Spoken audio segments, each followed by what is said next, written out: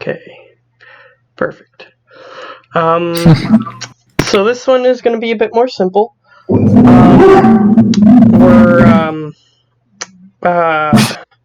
The idea is that there are a few things you can choose from. Okay. Let's see. The first one. Okay, they're going to be curses that are going to help you in a way. Let's see. So first one is going to be there's two that are going to be focused on more biting and mouth-based things, such as one, you can drink people's blood and suck their life essence. The other one is you can curse people to be loyal to you by biting them. Okay, so third one, you can siphon people's life essence via touch. However, you can either keep the essence and become stronger, so you can gain levels faster, or you can heal people or make them sick, that sort of thing. So that's the third one. And the fourth one, let's see. Okay, the fourth one, you can, let's see. You can steal their life essence as well, but the difference being that, no, wait, that's not right. So for that one, you can, googly. Don't remember the fourth one. I don't have it here. Okay. Well, that doesn't matter. There's three good ones there. The fourth one wasn't really as well developed anyway. But, yeah, so you can choose one of those. Basically, you're going to be going on an expedition to, haven't entirely decided yet. I figured you were going to be building your character, deciding some other stuff, so I'm going to be looking at the world map while you're doing that, and figuring out what the exact location is going to be. But there's going to be a cursed object, and the cursed object has 3 compartments. It was going to be 4, but I don't remember what the 4th one is, so that's fine. It has 3 compartments, and your character is going to feel compelled to open one of the compartments and get one of the curses. That's going to be basically it.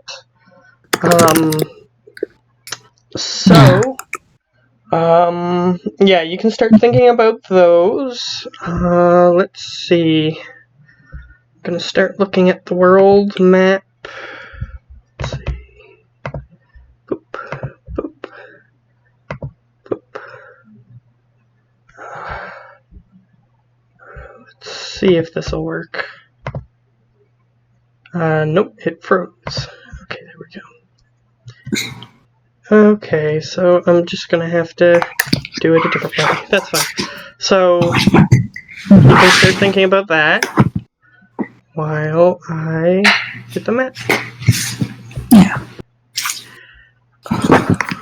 Okay, you're gonna be starting at level 1. Okay. Let's see. But your character is technically stronger, but the curse de-levels them. Let's see. Okay.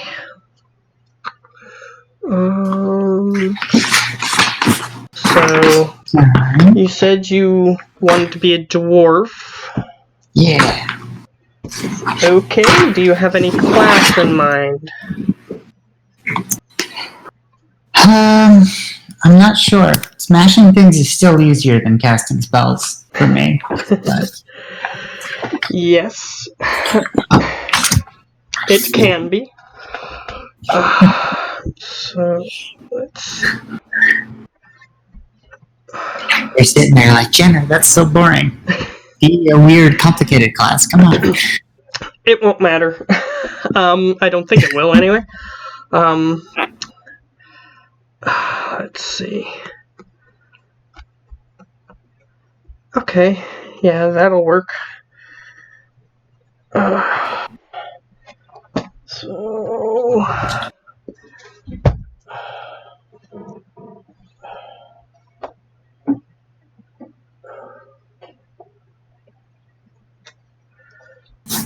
Okay. Besides, a dwarf means you can be 100 years old. Yeah, that's what's cool. Yeah, that's true. Let's see.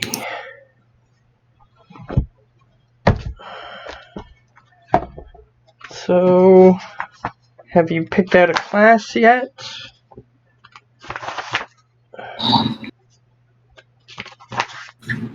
Because I can kind of help you out with that if you need. Kind of like, if I did do fighter, I want to do something at least a little different. But Well, there's also there's barbarian you could be. yeah, that would be interesting. Let's see. Looking for melee only classes, so I'm just looking through the book.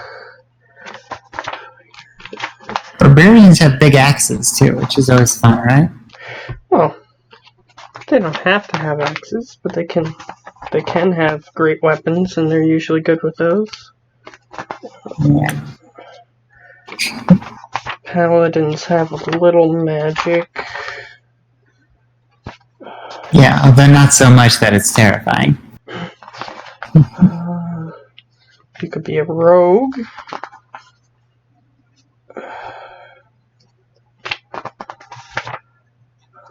Let's see. Let's see. Sorceress magic. Yeah, those are the main melee classes. Melee only, anyway. Yeah. Ranger has a little bit of magic. They can be either ranged or melee, and they can get pets if you choose the right one. Yeah, Beastmaster, you can get your Ranger's companion.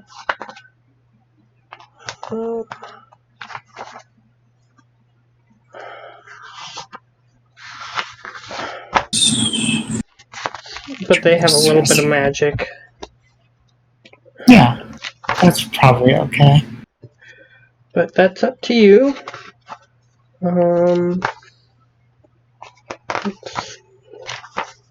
Yeah, they get spellcasting on their second level, Yeah. I think. Yeah. Okay. I'm looking at the ranger. That could be fun. Yeah, if you want pets, I can help you out with those. You only get one at a time, but... Oh, yeah. Can't have an entourage. That would just make things complicated. But it depends on challenge rating, which can be a little complicated.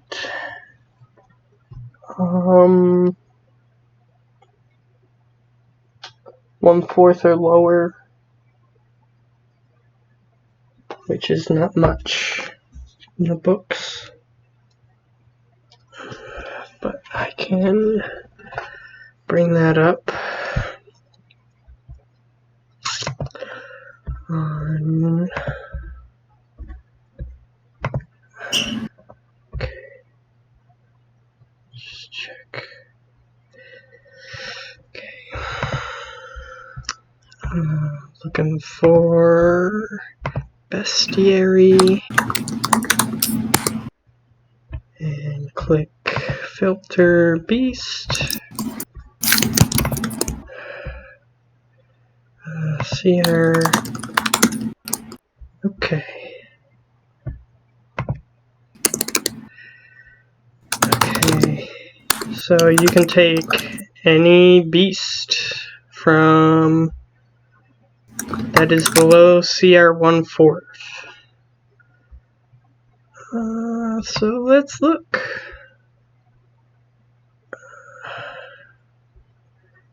There's actually quite a few things that you could take.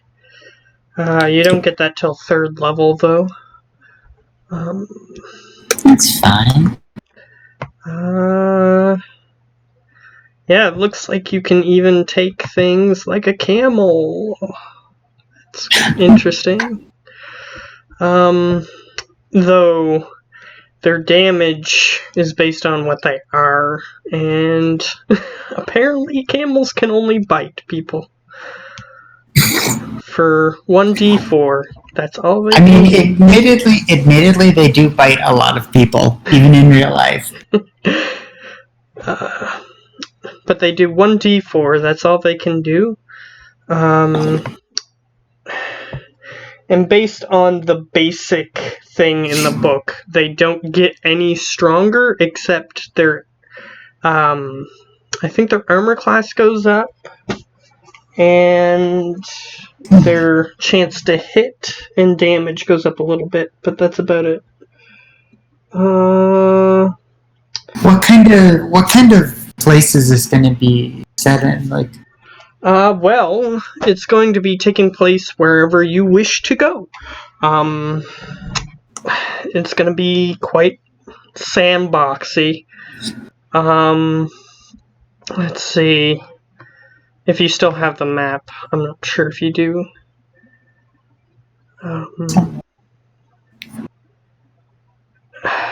But I can send you the map again.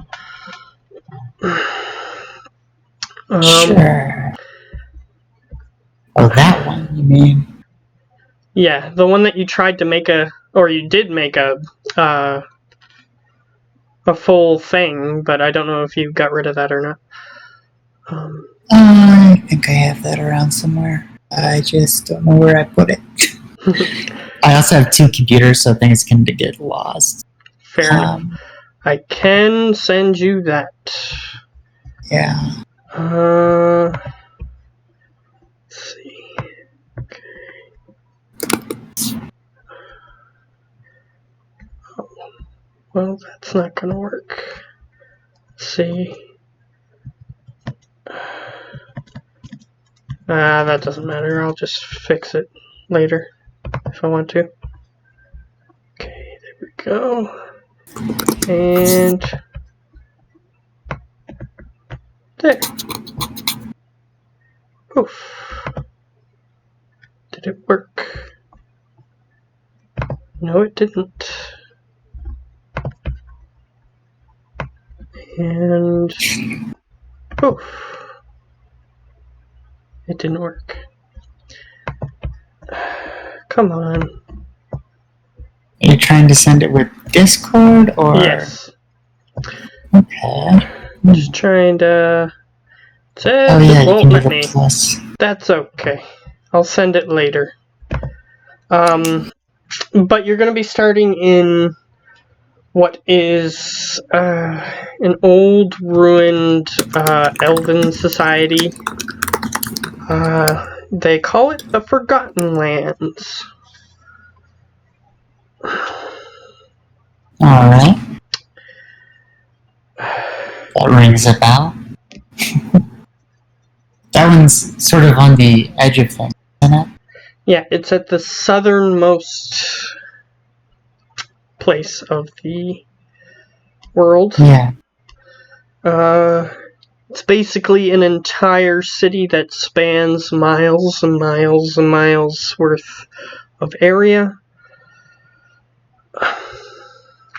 And it was abandoned, we'll say, for this one, approximately 850 to 900 years ago, for favor of lands that had higher magic concentration. Okay, so this area does not normally have that much magic. No. Because in order to get magic things to work, you had to have apparatuses and things of that nature. Such as arcane batteries. Since you're on an expedition there, your character would be familiar. Arcane batteries are basically large rooms that house mythical and magical creatures. And when the mythical or magical creature is put inside, the innate magic runs a battery of sorts, and then you can pipe the energy out from the battery and put it into different apparatuses that you can use to enhance magic. They have to use these metal tubes to siphon the magic out from the large room, and you put the creature in and you seal the door, and the creature cannot leave. It doesn't need food while the magic is being siphoned from it. I assume it doesn't last forever, though. As long as the creature lives and nothing kills it within the battery, it works. It's somehow the battery sustains the creature. And they can live hundreds, if not thousands of years longer than they're supposed to live.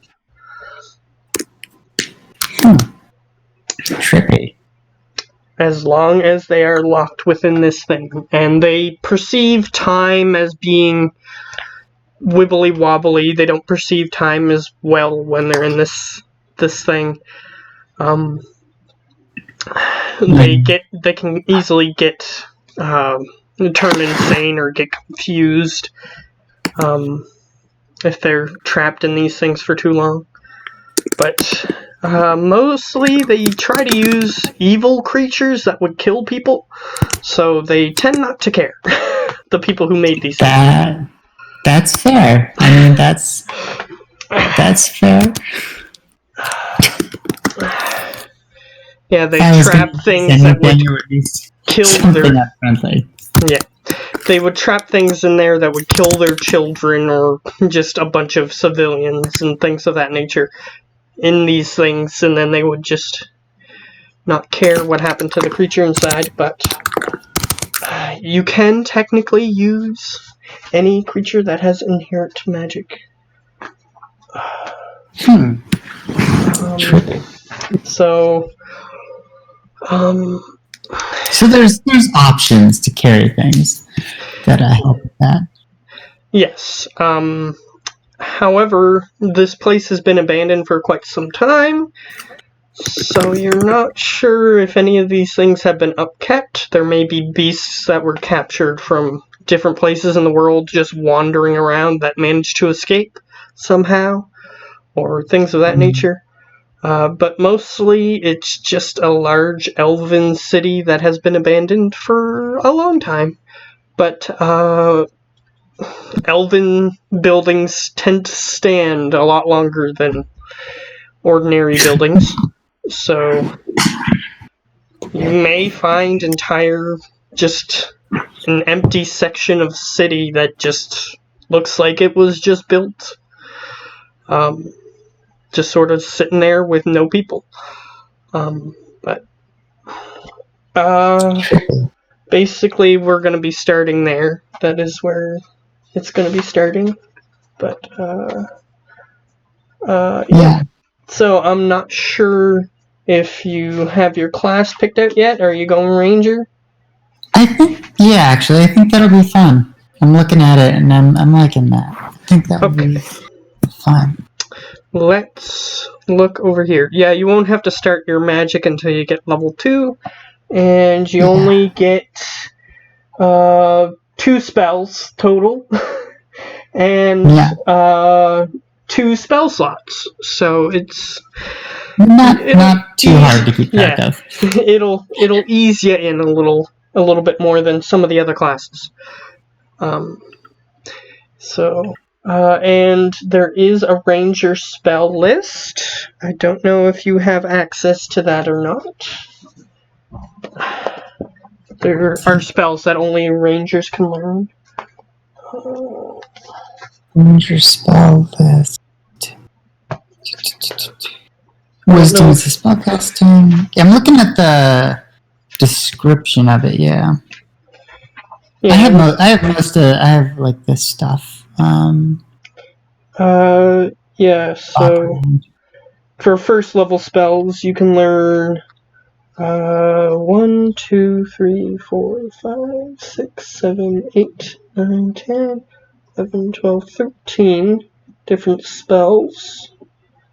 Some of which other classes can learn, but those spells are Alarm, Animal Friendship, Cure Wounds, and such. But if you have a player's handbook, it should just list the entire list on, what was it? What page was it? Shouldn't have closed it before I found out. Now I see, Absorb Elements, Alarm, Friendship, Beast Bond, Cure Wounds, Detect Magic, Detect Poison. Yeah. Fuck. And even when you're level 20, you only have 11 spells total. And you can only learn up to 5th level spells, which there are 9 levels of spells. So only about halfway up. Yeah. Yeah. They're what you call half casters. Paladins are half casters, that sort of thing. But paladins have more spells than rangers do. Because they have smites as well as the regular spells. They have all their spells as well. They know all their spells. You just get to choose which ones you have activated, depending on what level you are and what your stats are. Yeah. So V is vocal, S is like touch, right, or something, some physical thing, and M is if you need like a object, right? Let me look. Because they always list components that way, and I always forget. I think V is verbal. Yeah. And I think M is a material component. S is, I think you have to do stuff. S is semantic. So if you need like your hands to cast the spell, like you have to wave your hands around. So in other words, if your hands are bound, you can't cast the spell. Yeah, so that's something to think about. And material components, unless if they're consumed by the spell, I just allow you to have the spell component. Yeah, that's fair. That makes sense. So that's actually fair. Whenever you gain a spell, you just automatically have whatever the components are that you need, unless if they're super duper rare or expensive or they get used up. Yeah. That sort of thing. Like it consumes a diamond every time. Yeah. I think what, like Resurrection or something is kind of like that. It's like a super high level. There's Revivify is the lowest one, and you have to get to them within a minute of them being dead to bring them back. Oof. But that's 10 turns in combat, so yeah. But there are other spells. I think the strongest resurrection spell, they have to have died within the last 100 years. But it consumes some expensive stuff to cast. That is a lot of stuff. That would, I would assume, be like kind of an insane spell and probably really difficult and dangerous. I can't imagine resurrecting somebody 100 years dead would be something that your average wizard could do. No. I think it's a level 9 spell.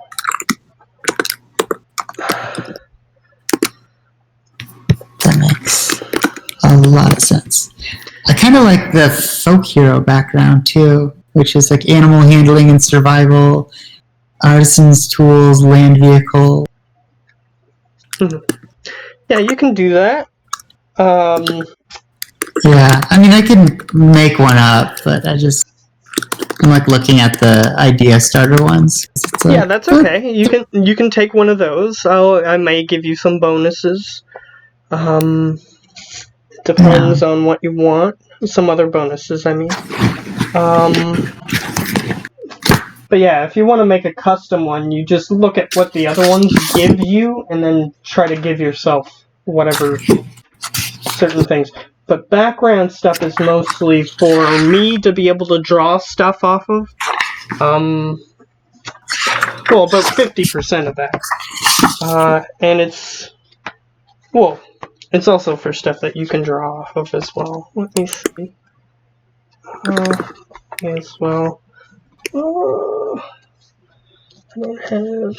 I'll just use this. Yeah, because I like the kind of idea of like a dwarf ranger who's kind of like a survivalist. Kind of just like stout and friendly, but like very like outdoorsman-y, not so much like sneaky trackery, just very like rough and tumble. Okay, so that makes sense. I'm just looking for the folk hero. Oh, here it is. Okay, so here's the thing that you need to find out for your background stuff. As it says in the book, it's the defining event.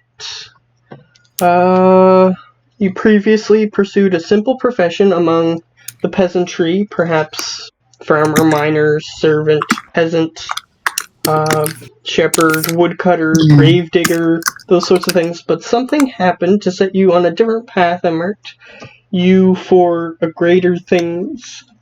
Choose or randomly determine a defining event. So, peasants look up to you because you did something. So, like the examples here, stood up to a tyrant's agents, saved people during a natural disaster, stood alone against a terrible monster, stole from corrupt merchants, those sorts of things. So that's the type of thing that you need to be thinking of, because when you run into simple peasantry during your adventure, they're gonna they're gonna have heard a story about you. If you, like, some people from further towns away from where you originated from might not know, but if you bring it up and they look into it, they will definitely, they'll, like it says in the book, they'll give you a place to stay for free. Things of that nature. They'll give you a meal, they'll congratulate you, things of that nature. They'll welcome you. Yeah, so this one is for if you want to easily find a place to hide or stay when you're during your adventures.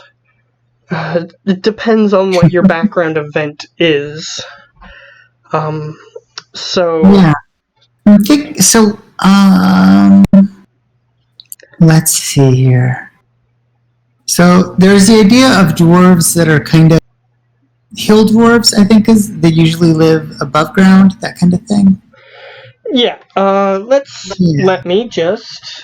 I don't have enough markers. I'm looking at that, because I'm thinking of, like, why would this person become, like, why would she, like, become a ranger? And I'm thinking, like, if she was like a hill dwarf or something like that, where like she could have been, say, in a past life, like a pastor of sheep, a shepherd. That's the word. Yeah. And attacked and like had her and like her neighboring shepherds like farms starting to get, or like fields starting to get attacked by like dire wolves and have stood up against them. Sure. Or something like of that nature, where she's like kind of like she sort of saved an area or some people's livelihoods, kind of thing. I'm just looking at what you were saying.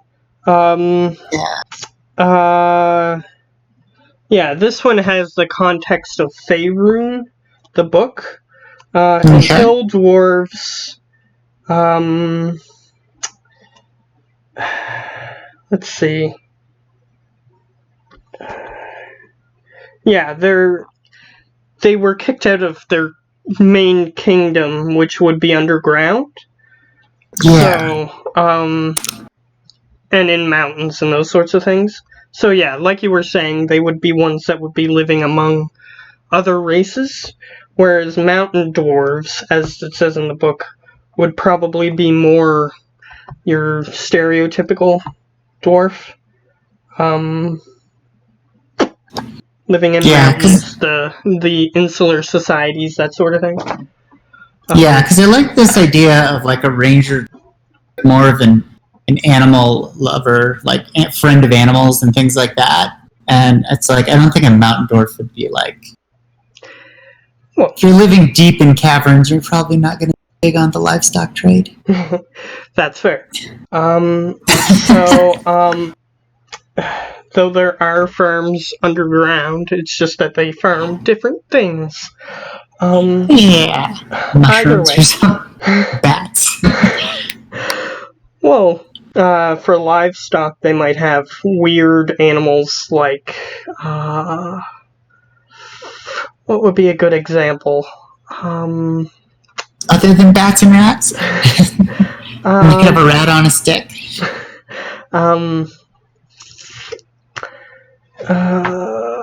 What are they? Well, animal-wise, I can't think of it, but, like, plant-wise, they could have mushrooms and things of that nature, but, yeah. Either way, that doesn't really matter. The thing would be is,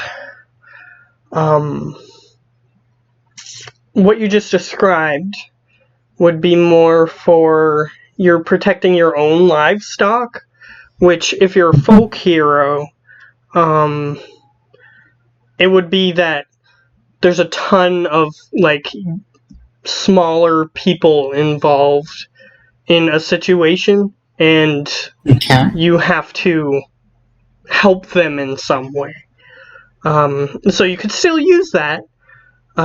Perhaps they're attacking the town or something, and you're just protecting your own stuff. Like, you could build something like that.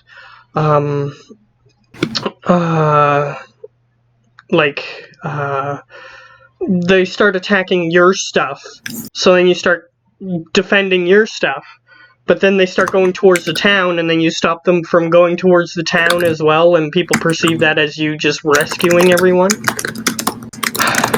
So it could be like a false perception as well. Like, it doesn't have to be that you actually did something to save people. And you don't have to, it doesn't have to be something that you enjoy having brought up either. People could come up to you on the street and you're tired of the attention, that sort of thing. So it's up to you, but those are some ideas you can think of. I have maybe a fun twist on that. Maybe see if this would work. Would be, so let's say that there were like these wolves, like some kind of predator. It doesn't have to be wolf, but like that happened, and they attacked my flock and actually wiped them out. And then I noticed that they were going also towards like the main town, the region, because if you're a shepherd, you're like usually kind of not in town. So I pursued them and rout them outside of the town, kind of in revenge. But then the townspeople all figure, oh, you're a folk hero, you abandoned your own flock and came to protect us and save us, and that kind of thing. It could be that. If that's what you want. Okay. So basically you're going to have, like, a folk name that you can bring up. They're going to have called you something as a result. And when you bring up said name, then people are like, oh, you're the whatever. So I don't have any stake in what this name is, so you can come up with it if you'd like. Yeah. And it doesn't really matter to me. So, me just giving you something would cheapen it, perhaps. So, you picking one is just as good, but it depends on where you want your character to be from. That may help you, because what creature you routed may factor into what you're being called. Since I can't send you the map over Discord, unless if you have another way, it won't let me, for some reason, send over Discord for now. I'll get it figured out, but unless if you have some other way, I can't send you the map. Did you have my Gmail account, like, from the... You can type it in the Discord. I just don't want you announcing it or anything, because I am recording. Yeah, no, that's fair. As long as it's not broadcasting the Discord window, I can do that. Perhaps not, actually. Because it screws up my stuff when I try to look at what's being messaged there. Let me... I can try to screen share. That might just be fine for now. Yeah, that'll work. Yeah. Although I'll have to go like this in order to do that. That's alright. I already did that earlier. Oh no, where'd all the light go? Yeah, it's because I'm just getting the light from my screen. I should actually turn the light on. It's getting dark. I would consider it. I'm just so used to my just so used to my other campaign where I leave the lights off on purpose. It's called The Devouring Dark, so just thought it was thematic. But anyway, yes, definitely thematic. So, the thing I am looking to do is screen share. Okay, that's fine. There it goes. Whee! Okay. It's an endless loop of blackness, yes. So, you can see this? Yeah. Okay. So, depends on what type of area you were considering to be from. Can you see my mouse? Yeah. Okay. This is a desert area. This is like plain volcano area. So maybe not those, but it's up to you. Deserts have coyotes and things like that nature. That's true. So you could be from here. There's not much else there. The Shifting Plains is a place of illusions. It's called the Shifting Plains simply because of the illusions. You can be walking somewhere in the desert, and you could be walking straight. However, an illusion makes you think you're walking straight, however, it veers you off course. So, though that area can be very treacherous to even exist in, so there's only one civilized place that has official civilization, which is Gaia. The rest is just little pockets of, like, people living by themselves, or bandits, or things of that nature. The Blazing Mound is a large volcano in and of itself. However, there are people living there, such as in the Smithdom, which does have lots of dwarves. So you could do something like that. That region has its own set of creatures that are fire-based, so we could work with that. The Waving Plains is flat grass, mostly flat, except for one mountain that peaks up in the middle, Palazzo della Montagna. That right here is the mountain. It has a city on it. The rest of it is just small little settlements and things of that nature. This is all swamps and bogs. That might not be the best place for shepherds.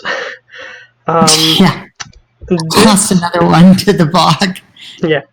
The Gemling seat, it doesn't have much grass for the animals to eat. It's mostly just rocky terrain that has jewels just sort of emanating from the ground. Sometimes they'll appear because there's some sort of earthen elemental activity happening there that just causes jewels to appear from under the ground. And this is a war zone, so this is a war zone here, so you wouldn't want that. This is the water veins. The water pulses through the ground area, kind of like blood through veins. And the water veins themselves sort of, in a physically impossible way, are bulging above the ground, the rivers and streams, kind of like veins that are being strained. And that has grasslands and things of that nature in between the veins of water. However, there are certain sections that if you get into them, there's no way to get out of them except for to go through one of these water veins, and then you can lose your animals that way, so it might not be the best, but you could potentially go there. And be careful. And the wooded layer could work. It's mostly, as the name implies, it's a section of the world that has woods, and pretty much woods only. So that could work as well. The cloud filtering is in the air. It's all built on clouds. So it could work, but there's no real plant life unless if you specifically set out to have those plants grow. The wind-buffeted crags, that is mostly desolate land, constantly being buffeted by winds, heavy winds, so it's hard to traverse and not very hospitable in general. All the different elemental clashes are very treacherous to exist in general. And down here is where the adventure is going to be taking place. However, this area here doesn't have very many civilized people living there. It's mostly elves, things of that nature. So yeah, other than that, it's pretty much up to you. I'd say go with the wooded lair. That seems. It feels like that would be right. That or the waving plains. Sure. That could work. Yeah. One of the, unless if you live near the Undying Wood, which has undying trees and whatnot, and undead seem to filter out of there every once in a while. They seem almost endless. You're not sure where they come from. But unless if you live near there, the biggest threats are things like owl bears, things of that nature, which the Owlbear Steadfastum is a city built in the middle of this large forest that its namesake is after the owlbears.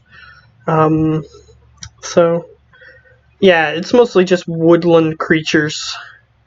Things that would live in woods, other than the Undying Wood, which has zombies and things of that nature. Yeah. Definitely owlbears sound like a pretty badass thing to have fought. Okay. And they're relatively low level, so an untrained warrior could potentially fend one off. So it kind of makes sense. Let me just check on that for you. Yeah. Not sure where owlbears are in the book.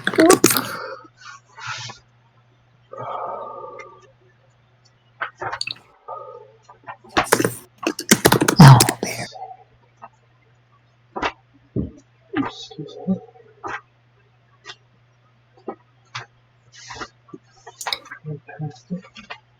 Trippy is what they are. Let's see.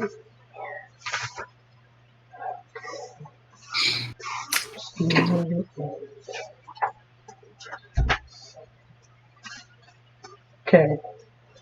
Yeah, owlbears, they can have various portions of their body appear to be owls. Depending on mutation, these creatures are technically not beasts. They're classified as monstrosities, which means that they have magic in their origin. So, they can have the head of an owl or the head of a bear. Some of them have wings, which is not in the official thing, but I like that idea. Usually they're the size of bears. So, they're usually not smaller. They're big and scary.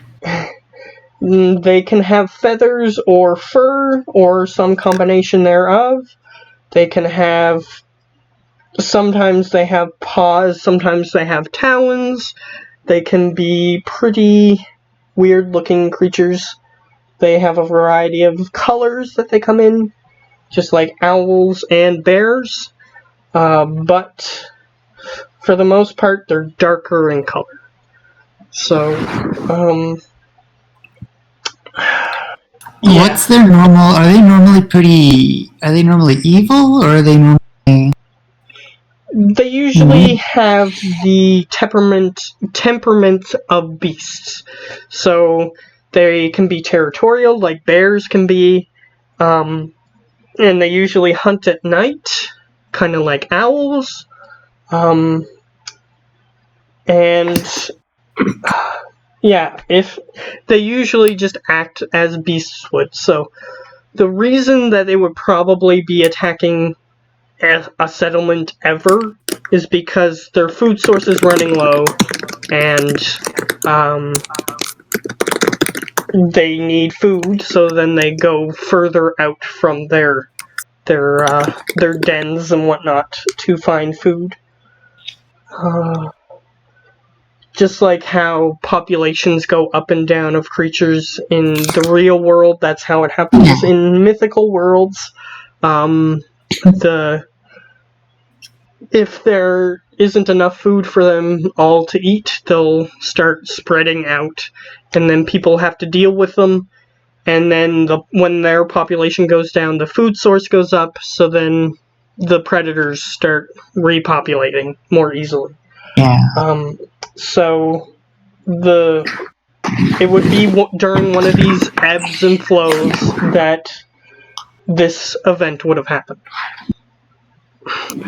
It's the perpetual problem of trying to control populations of things like coyotes by hunting them. Because you either have to hunt them to near extinction, or what you'll end up doing is causing for there to be a lot more quail and rabbits and things around, and then all of a sudden you get a lot more coyotes. Yes, exactly. So the populations never stay steady. So yeah. I like that idea. That sounds kind of neat, and it's like it could have been they killed the flock, and it's like I don't like talking about it because although I defended the town, people aren't sure if I did it. I don't like to talk about if I did it out of kind of revenge or if I felt like I had to because they were going to come and terrorize the town, like searching for food. Mm-hmm. Yeah, so you don't have to be a willing hero for this background. So yeah, but it's not so much like tricky as it was like unwilling and kind of like ashamed of the like event, feeling like there probably could have been some better way to do it. So I'm like trying to learn more as like a ranger to like be that person that can actually like fix those problems, in a way that lets like nature and people live side by side. Yeah, you're not sure. It's a philosophy thing that has been debated for quite some time, so you don't get any answers that are fulfilling, I would say. So your character is still struggling with this. Because druids and things of that nature, they side on one side, and then there's the people who are just trying to build civilization wherever they can, and the animals are just getting in the way. So there's two extremes. There's people in the middle. But the extremes aren't good to you. That letting nature just take over everything, or letting cities and civilization take over everything, that's not, those two extremes aren't good to you. So you're trying to find some sort of balance, but even the people who are trying to find the balance, they don't have the perfect answer, so. Yeah.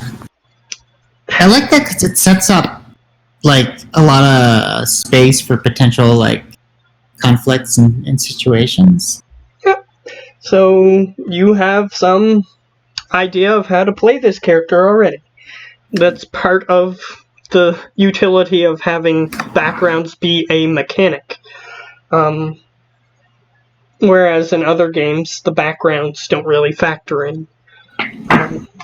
So then you just have to make up what your character is like. This helps you a little bit figure out what your character might be like to start out. Yeah. And the book does give you some characteristics that might help you, but it seems like you got them down pat. And even the character sheets have spaces for things such as personality traits, ideals, bonds, and flaws. But you don't have to have those specifically. Like, an ideal could be based in the book. Like, the first one says respect. People deserve to be treated with dignity and respect. Like, you don't have to put those on your sheet. You can just play the character. But, and an example of a bond is, I have a family, but I have no idea where they are.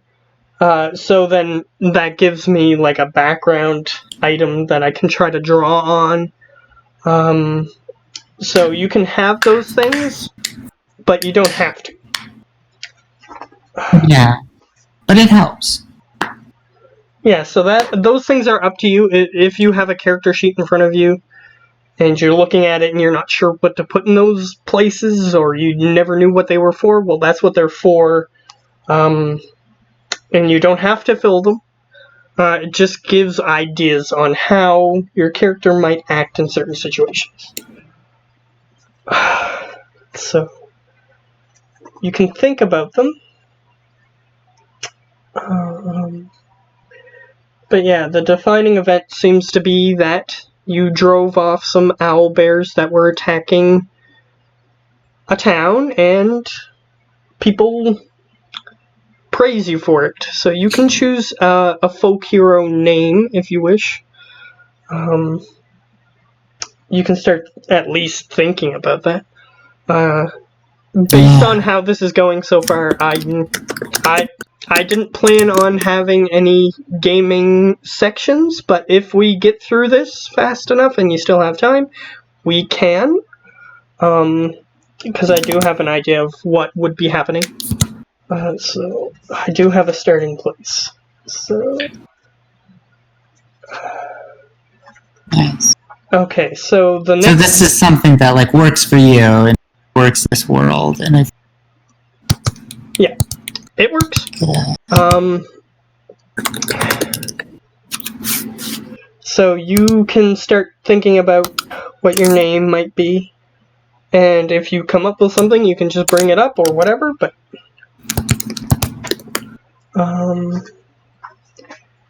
yeah. So.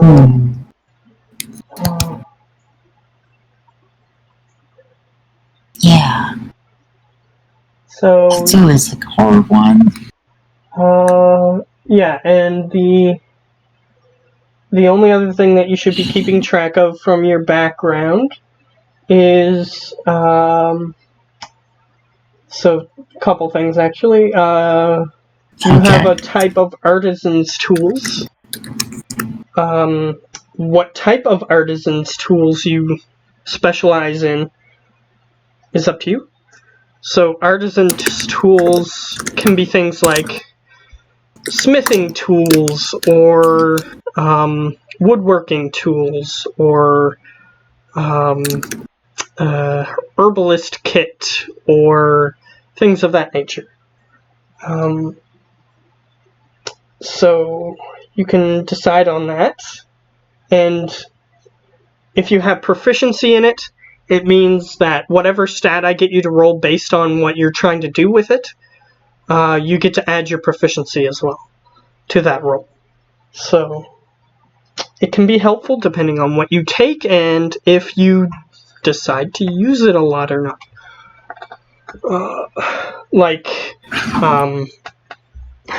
Someone in my main campaign, the Devouring Dark, they have Tinkerer's tools, and they have they chose to be an artificer, so they can use their tinkering tools on their to help fix up and upgrade their construct, things of that nature.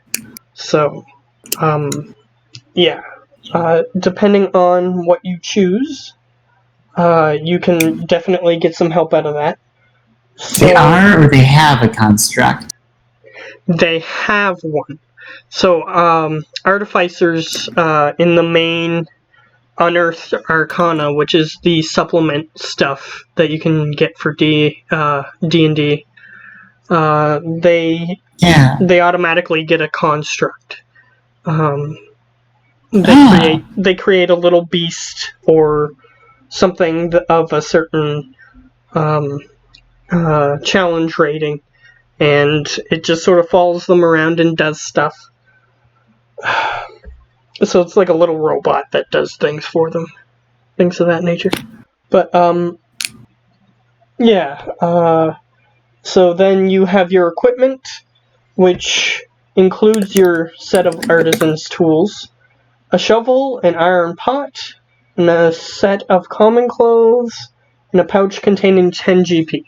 So what I'm going to say is that the reason you have that 10 GP is because after your flock was slaughtered, you sold their carcasses to get some money. Because they have meat and the wool remaining on them, things of that nature. So you got a bit of money, so that way you could set off on a journey, and the journey you decided to set off on was this expedition. They said that they were going to get you a bunch of money. They were going to pay you a bunch of money, to help them find artifacts in the Forgotten Lands, so you decided to go with them. For whatever reason. Yeah. So that's how we're gonna get pulled into the main story. I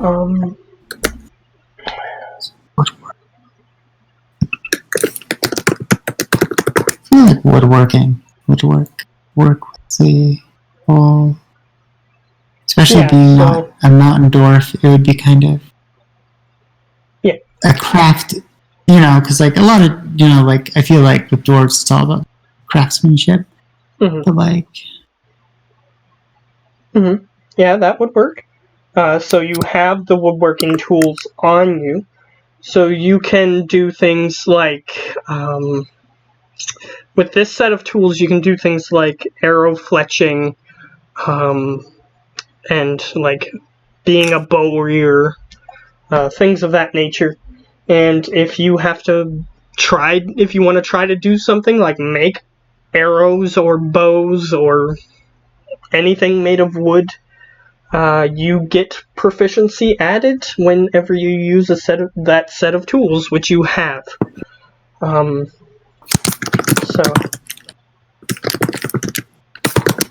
Yeah, arrows, bows, stabs, shepherd's hooks. Yeah, you can make anything out of wood using your whittling tools and other such tools to help you. And if you come across like a more industrial thing, like if you had, say, smithing, if you were good at smithing, if you came across a forge or something, you can get add your proficiency in using that forge, things of that nature. So if you're a woodworker, if you come across like a lathe or something, if you come across those things and you want to use them, you can gain proficiency in using those tools. Okay. Because, there's always, like, back in, like, sort of the era that this kind of thing is set in, there were, like, big water mills that would have, like, those bigger tools. They would have, like, saws, and they would have lathes and things like that were used for, like, building bigger pieces of wood furniture and houses and all of those kinds of things. So if you come across, like, say you came across a logging camp that had like the bigger tools like sawhorses and things of that nature, you can still get your proficiency in using those as long as you're working with wood. Okay, cool. So it helps you in more situations than you might think. So that can work. Let's see. So it looks like your background stuff is done. You do get proficiency in using land vehicles, so like carts, horses, things of that nature. So like if you're using if you're having a horse-drawn caravan or something, and I tell you to make an animal handling check based on that because you're trying to get the horses to do something, you technically get your proficiency bonus added to that, which if you have proficiency in animal handling, you get 2 times 2 proficiency to that. So that gives you a huge bonus. Nice. So you got all that. That makes a lot of sense for the character's background. So yeah. So there's the racial stuff. since you're a dwarf,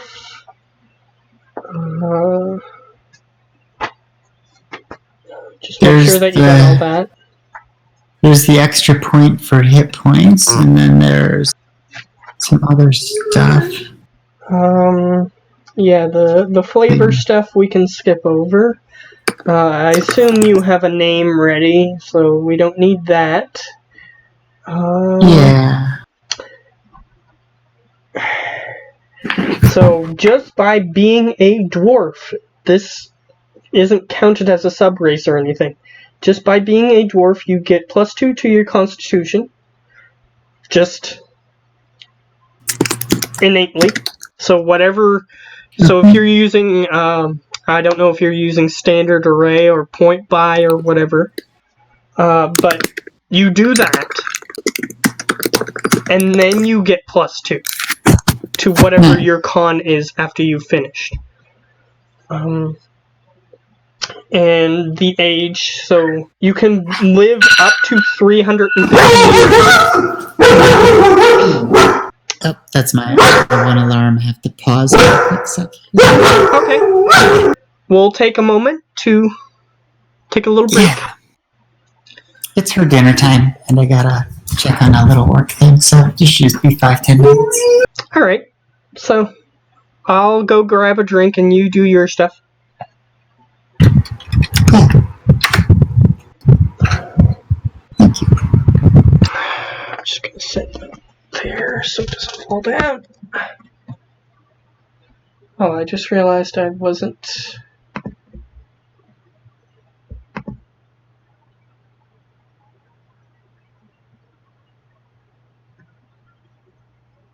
Ooh, weird.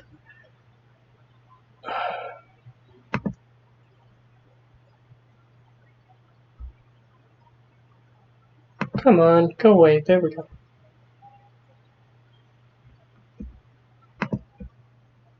There we go.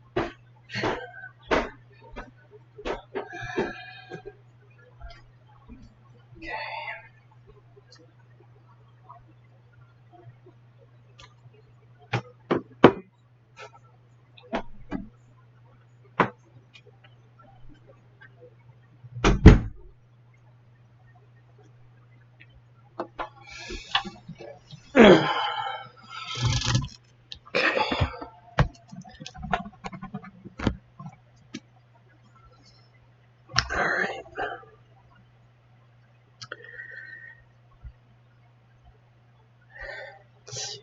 So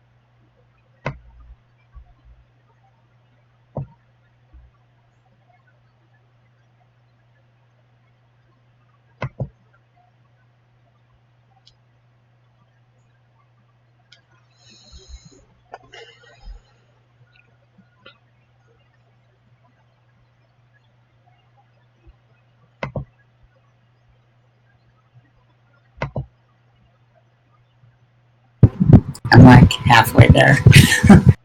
We had a very long. That was fun. I'm still.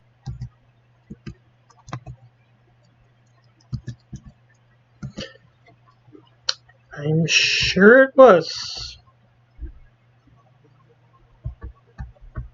Yeah, like Friday night, 2 a.m., checking on work. Alright. Well. I guess it's technically Saturday. Alright. Well. So, where were we? Okay, so. Yes. Dwarves. They. Yeah, you're still considered young when you're 50 years old if you're a dwarf. So being... Yeah, they live a long. Yes, so you can be up to 350. So, yeah, you can be 100 and still be, like, considered around 30 or 40 years old. So, and, well, in your hundreds. And in your 200s, you're considered around 60 or 70. No, 50 or 60. And then once you get your 300s, then you're like 70. plus. So, yeah, depending on how lithe you want your character to be, that'll help you figure out what age you want to be.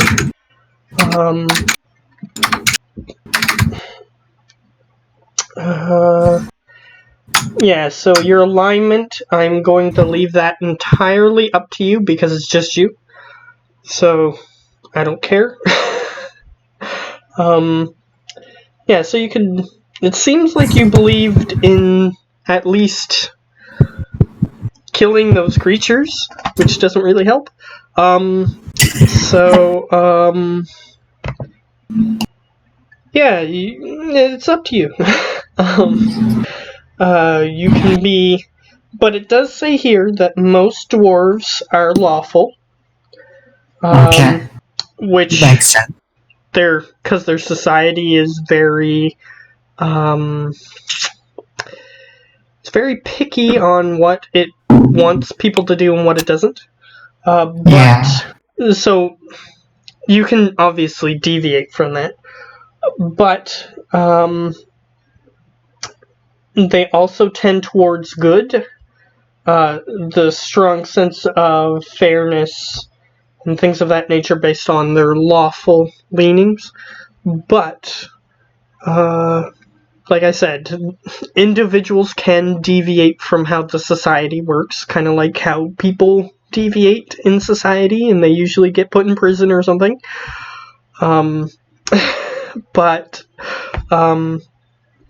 Yeah, you can be whatever you want in that regard. As for how high you can be, dwarves don't differentiate in height very much. 4 or 5. 4 or 5 feet. Okay. So a little bit taller than a halfling. Yeah. So they can be just about as tall as a human. Though humans tend to range from 5 to 6. Yeah. But there are obviously differentiations in the real world and in fantasy worlds. Yeah. So in this world, they are 4 to 5 feet. Usually, they can deviate, go a little higher, a little lower, but not by much. So a 3-foot dwarf is probably a child. Yeah. 20 years old or some baby age like that. Yeah, something like that.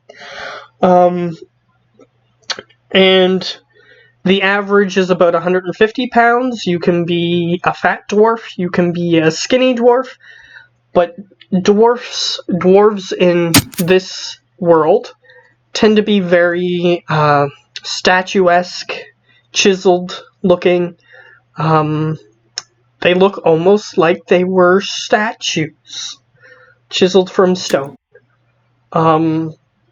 So, taking that into account, they can still be fat, but they look more chiseled, even in their fatness or skinniness, than what other races might look. And how in... Muscle weighs a lot. Yeah. And how in some other universes even female dwarves have beards, that's entirely optional here. You can have a beard if you want, if you're a female dwarf, but that's up to you. That is entirely up to you. Like in the world of The Witcher, all female dwarves have beards, but you don't have to. That is entirely optional. Yeah, you have a walking speed of 25, unless your class changes that, or you get some other item that changes that. So you're slightly slower, because based on the formation of limbs of dwarves, they tend to have shorter legs, unfortunately. Yeah. So they can't move as fast. But 25 feet is only 5 feet less fast than a human or otherwise human-like orientation limbs creature. So you're not it's not too bad. You're not that much slower, but if you get in a chase sequence with a human, he can technically outrun you. So yeah, have to kind of outthink them and route them rather than just outrun them. Yes, so if you get into a chase sequence, I'll say that you're in a chase sequence, and you have to figure out something to try to catch up to. So just keep that in mind. All dwarves have advantage on saving throws against poison. So that's whenever I say roll a Constitution save, you can ask, is this because of poison? And if I say yes, then you get advantage automatically. And you gain resistance against poison damage, which means if I say this much poison damage, you automatically take half. So that is a good boon to have for any character. So make sure that you remember that you have it. Because very often if you forget, then you will die, and I won't say anything because it's you who needs to run your character. So if you die from poison and you didn't have it like you were supposed to, then unfortunately it doesn't matter. You died. So you need to keep track of that. I'm not going to keep track of that for you. Alright, so just because you're a dwarf, you also get proficiency with battle axe, hand axe, light hammer, and warhammer.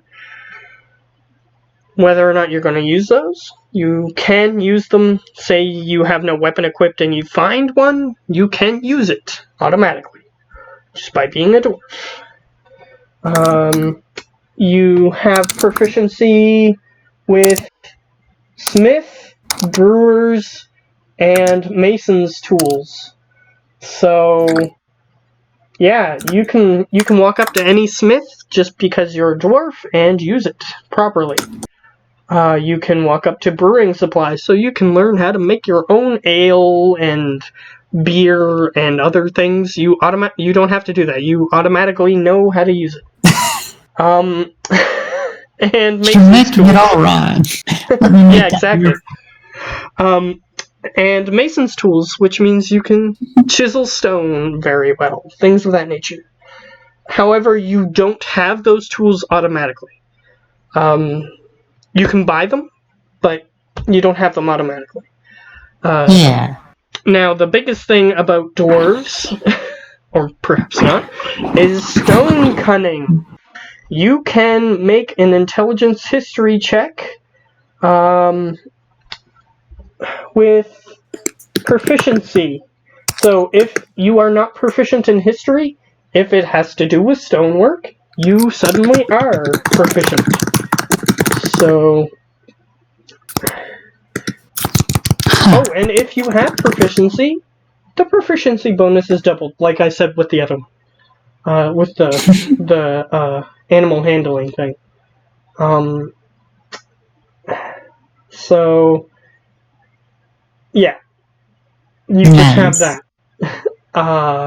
So if I say this is a stone mural, you can, if you want to make a history check, like based on like what its origins are or things of that nature, double your proficiency or add it if you don't have it. The languages, you have Dwarvish in common, which most other languages have sections of Dwarvish in it. Common has sections of all languages in it. But Dwarvish has a little bit more than some of the other languages. And yes, you get your sub-race, which if you're hill dwarf, which you said you were, you get +1 to your wisdom, like I said with con. You get that after you've made all your character choices, or your stat choices. Which I'm still not sure. Did you go with standard array or point buy or anything yet? Usually I do point buy. I did not roll them just yet for this simple one. Okay, so you can start doing that if you want, if you haven't already. So you get a +2 to con after you're finished, and you get a +1 to wisdom.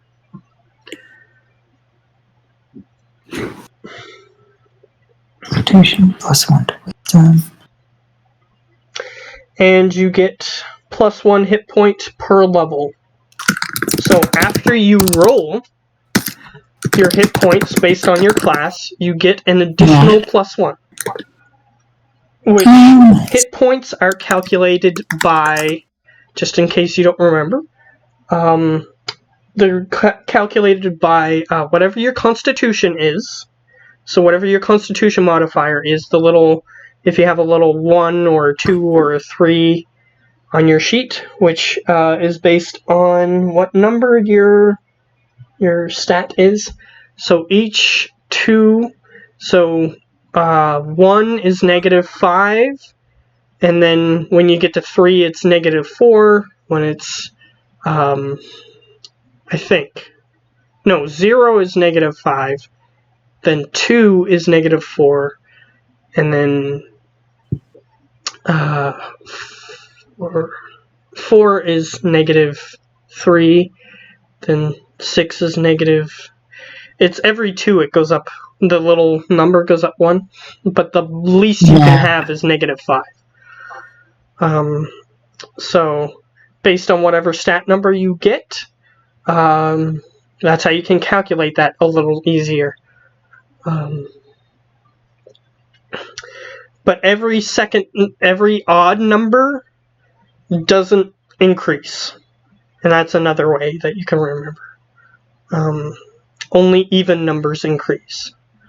So if you gain an additional point in, say, strength, when you have 14, your modifier doesn't go up. But it is still important to keep track of that, because certain attacks will take away your strength, things of that nature. So it's still good to remember if you have 15 rather than 14. But either way, so you have those, I assume. I'm just going to go through stuff with your class now. So you're level 1, which means that you automatically get 10 plus whatever your constitution modifier is. So that little number is important, because it gives you additional hit points. But since you are a hill dwarf, you also get an additional point. So it's 10. You'll have at least 9 if you... No, you should have at least 10, probably. Unless if your thing is negative, your con modifier is negative, you should have at least 10.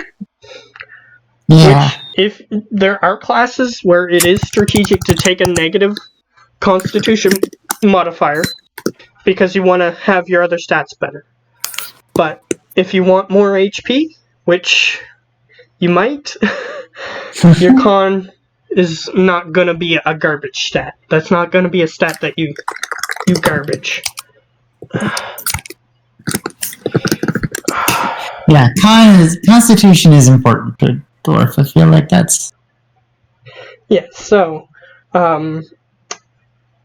you can, if you don't know if you're still confused on what your what numbers should go underneath your stats when you have them, I'll just tell you what they are. the modifiers based on what your stats are. So I'm thinking... Okay, I'm looking at a point buyer, and I think... Let me put this... And since you're by yourself, I'm going to be a little more lenient on your stats. Like if you have a bunch of really high stats or something. But if you're using point buy, then it should be relatively even. Yeah. So. How does this look? Okay. Are you sending a message? I posted a picture message. Okay. That's okay. Okay, so that's what you have? Yeah. Okay. At least in theory. I think that looks good, but I'm willing to take feedback on that. Okay, so your constitution, because you're a dwarf, is +2, yep. And because you are a hill, it's wisdom +1, so those are correct. Yeah. And yes. That's what the racial adjusters are. Yeah. So, yeah, that looks good. So your strength is +2. Yep. Yeah, and I figured not too much intelligence just because of being sort of a country dwarf. Yep. So strength +2, dex +1. It depends on what weapon types you're going to be using. Depends on whether you want dex or strength. So, I mean, that's entirely up to you. Which means,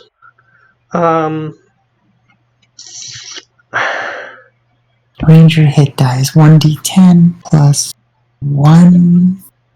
For your con, it's +2 because you have your constitution. But there's also it's +2 with your con, so you should have 13 hit points because you are a hill dwarf, which gets an extra hit point, and your constitution modifier is +2. So at first level, you automatically get max hit points. So starting with 13, yeah, that makes sense. Which there's not many classes that get more than that.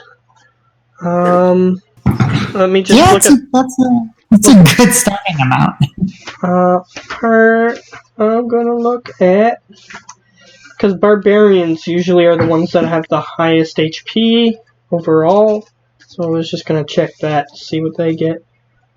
Yeah, they get a D12 rather than a D10. So they would a barbarian with your stats would only have 2 more hit points than you.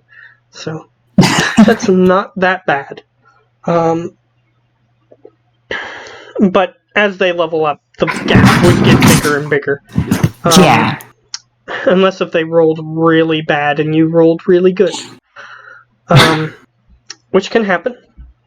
Natural 10s, whole way there. Got it. Yep. So you have that for your hit points. So every level, when you level up, just gonna explain this, may as well. Yeah.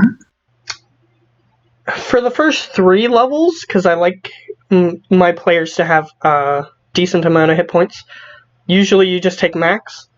But in the rules as they are written, you roll a d10 or you take 6. But you have to choose before, if you roll, you have to choose either roll or take 6. Okay. And then you add on those modifiers. Yeah.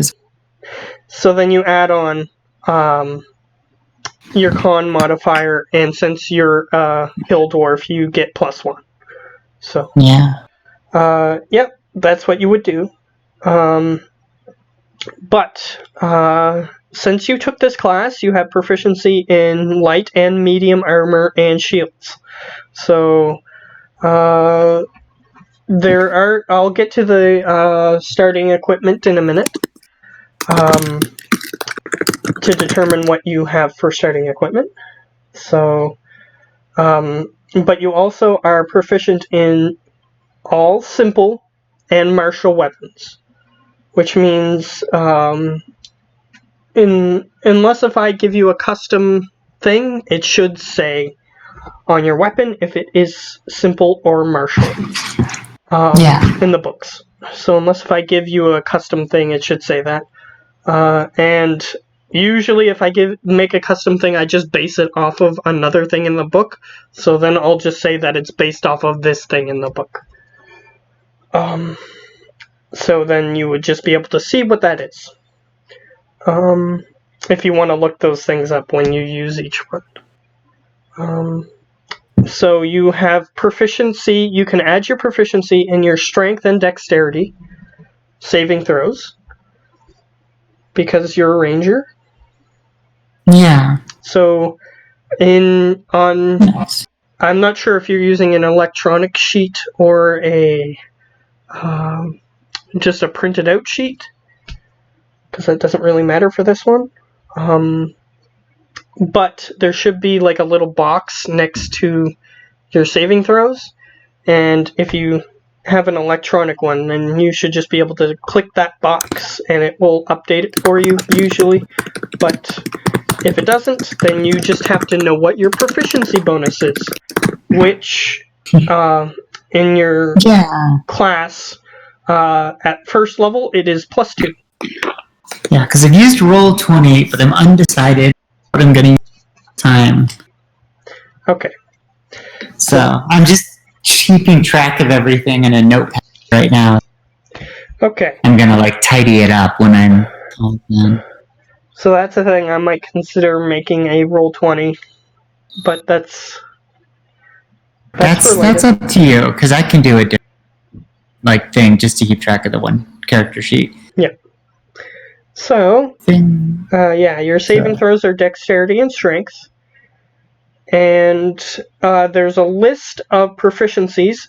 Now, you don't want to take the same proficiencies as you have for your background, so hopefully you have those written down somewhere. Yep, I've got all sorts of stuff. Okay. So, what you might want to do is, if you don't have one already, just get a PDF. I don't have it on this computer. So, just get a PDF of a character sheet. They shouldn't be too hard to find. Oh, yeah, I've got one. So, you can just put that information on your character sheet. But, so you had animal handling and something else, I think, as part of your background? So the background, animal handling, and an artisan's tools, which we decided on woodworking, land vehicles. Okay, let me just look. You also have proficiency in survival. Yeah.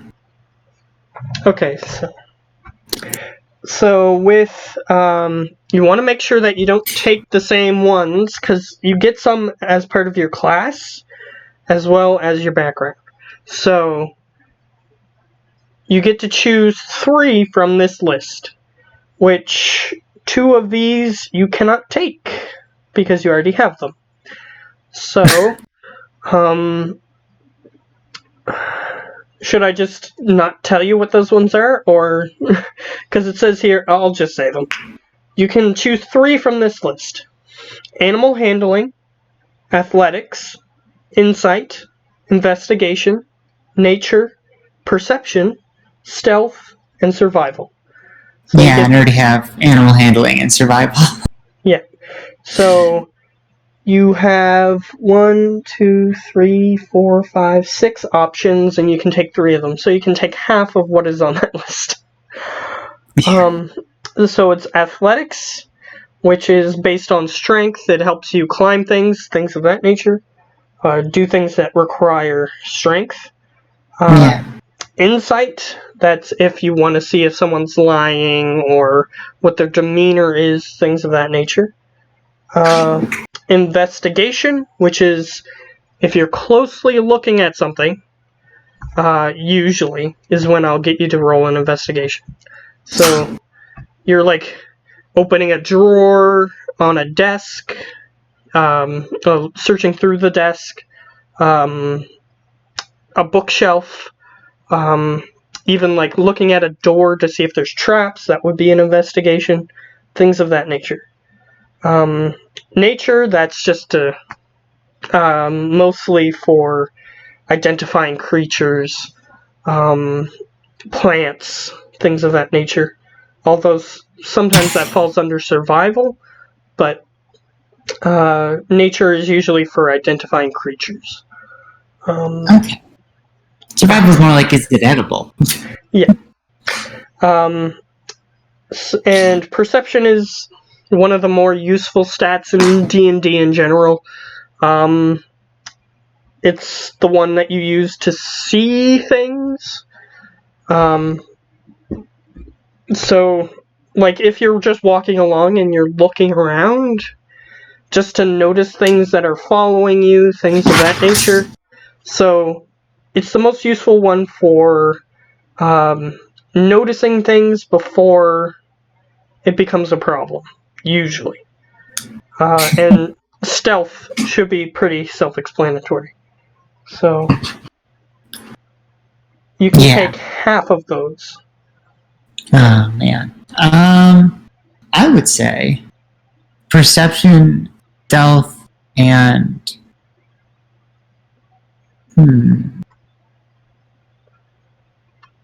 athletics. Maybe. Okay. Yeah. So, these things are based on your stats. So,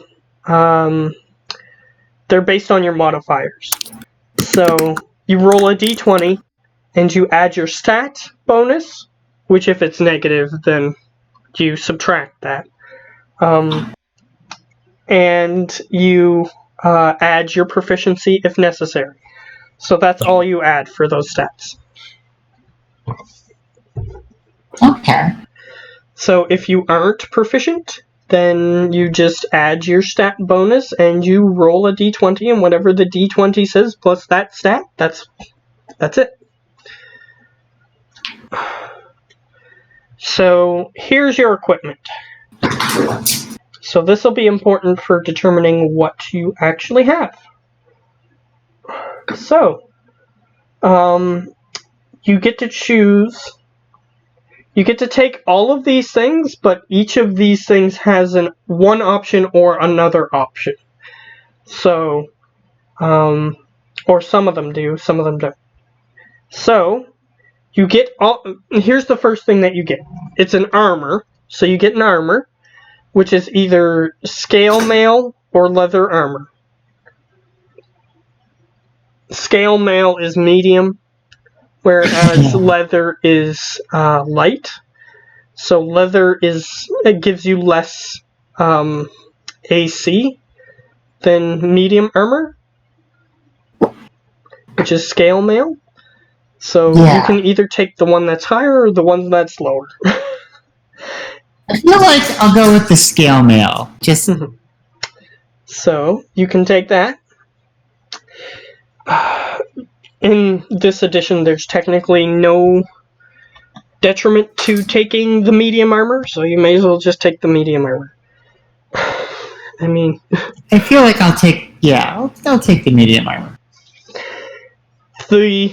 The biggest reasons for light armor even existing in this one is because there are classes that cannot take higher classes of armor, so that's the only reason.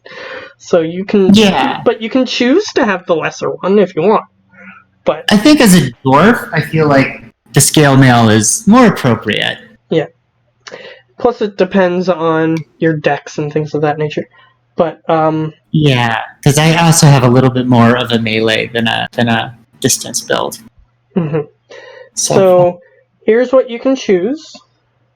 You get a melee weapon, which is either two short swords or two simple melee weapons of any type. So you'll have to look up what the weapons are and determine if they are simple or not. Yeah, so I saw that what is it called? Just that called? Not like fighting. Yeah, fighting style. There's a two-weapon fighting style. So I was definitely going to go with two one-handed weapons. And short swords would work for that.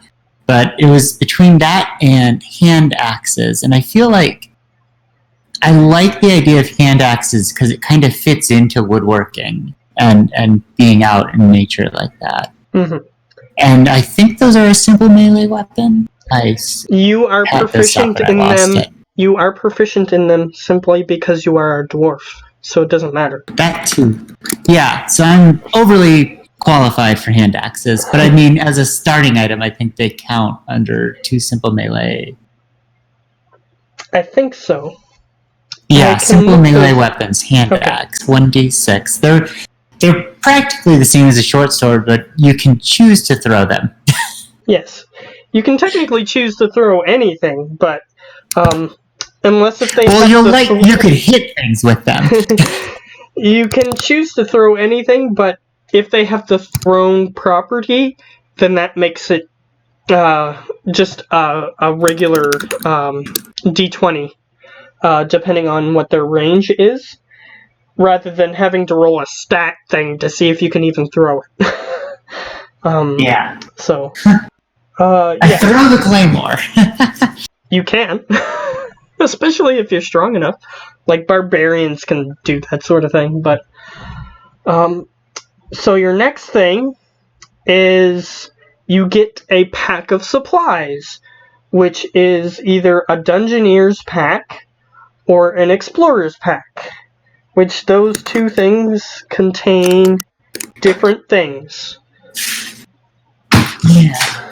Dungeoneer's pack is mostly stuff that would be more useful if you're going to be dungeon delving, so like it has more torches and things of that nature. Whereas Explorer's pack is more for above ground exploration. Water skin, bedroll, rations, those things. Yeah. Rope. So you get to choose. I'll go with the Explorer. Sure.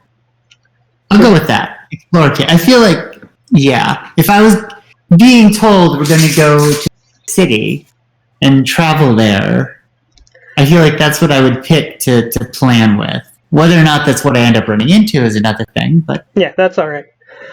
And you automatically get a longbow with 20 arrows. You don't get any choice in that. Because you are a ranger, you automatically have a longbow with a quiver containing 20 arrows. Everybody gets one. So, if you don't know specifically what's in the Explorer's pack, it sounds like you have a database in front of you that might be able to tell you. But I think I've got it. So, a water skin, bedroll, rations, 1 day of rations. Or 10 of those. 10 days of rations, hemp rope, a tinder box, a mess kit, a backpack to carry everything, and a pack of torches. Yeah. So technically your character always has a backpack on, but for flavor, usually that doesn't affect you at all. Usually, if you need something, then it's sort of like in how in movies they don't have it's the continuity thing. Suddenly they'll have the backpack on when they need to get the item, and then the backpack will be gone when they need to fight. That sort of thing. Yeah. That's basically how it is. So when you need an item, you're technically reaching into your backpack, but when you're in combat, you technically do not have a backpack on. So they can't damage your backpack or anything. You just have the items. Yeah. So. I'm sure that somebody makes you do that, but that's overhead for no good reason. Like effort to be like, I take off my backpack. Blah, blah, blah. Yeah. Other than if I get jailed or imprisoned or something, I gotta take my stuff, but that's a whole other. Yeah, usually I just say, if that happens, I just say, here's the stash of your stuff if you find it. Yeah, they usually don't, like, spread out your equipment all over the place unless if you have something particularly that they want. Yeah. Usually it's just, here's your stuff, it's put in a corner somewhere. And if you manage to get there, then you find it. So, yeah. The backpack isn't gonna be a physical object that you need to worry about creatures attacking or anything. So, it's just gonna be there when you need to get an item. That's it.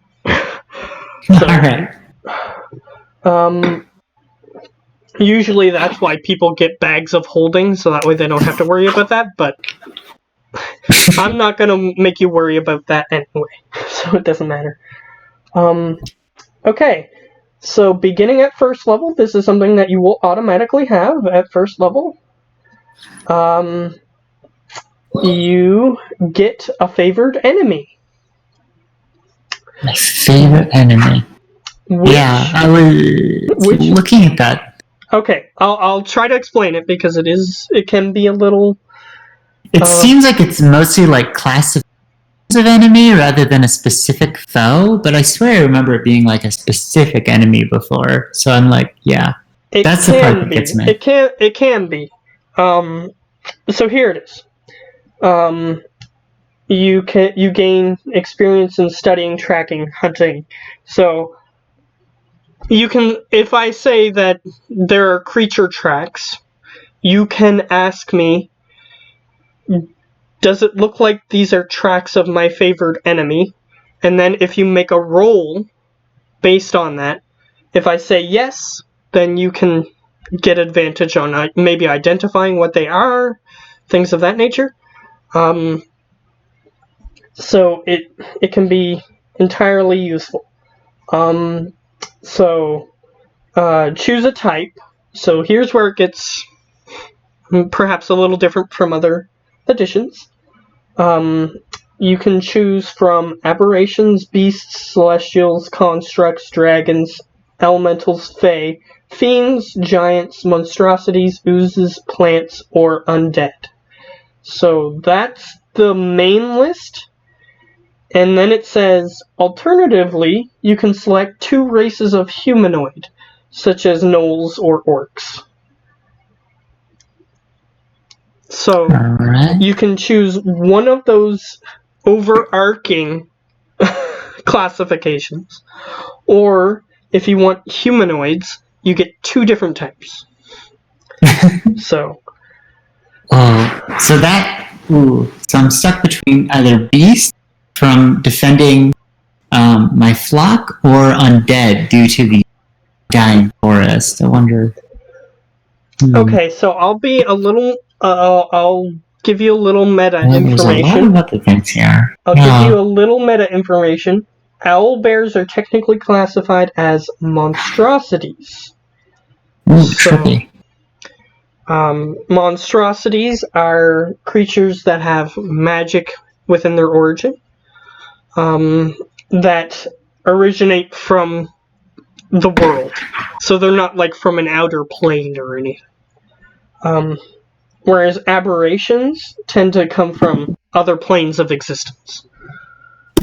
So those are the 2 that would apply to a really weird, deformed creature.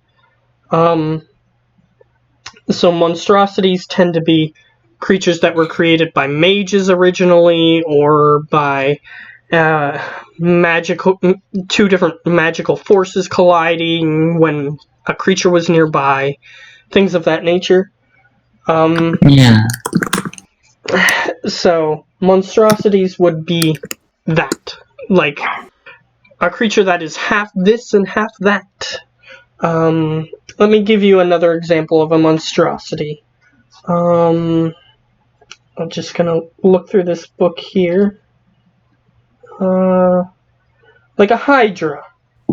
That would be a monstrosity. Very scary. A hook horror, which is a large creature that is like an amalgamation of bird parts and like turtle parts and all kinds of other things. So yes, weird deformed creatures that appear naturally, those would be monstrosities that have magic within their origin or within their existence of being. Those would be monstrosities, whereas aberrations tend to come from other planes of existence. Let's go with monstrosity. I think. I hope. Okay. I don't know. It should come in handy. It seems broad enough. Later on, you do get to choose another one. So, and I'm kind of lenient. If it proves to be not very useful within the first few sessions, you can switch it. So, okay. Like the first 3 sessions, after those, you can switch whatever you want. Or before those are, like, before the 4th one, I'll say. You can switch things. Like, somebody switched races in the main campaign from a Kenku to a halfling, things of that nature. As long as it's within the first couple of sessions, then you're alright. Switch from a hill giant to a halfling. Decided it was easier. Yeah, basically. So, basically everything gets retconned if it was if it mattered. But either way, so the next thing is you are familiar with one type of natural environment. So this is your natural explorer ability. You get to choose one type of favorite terrain, such as Arctic, coast, desert, forest, grasslands, mountains, swamp, or the Underdark.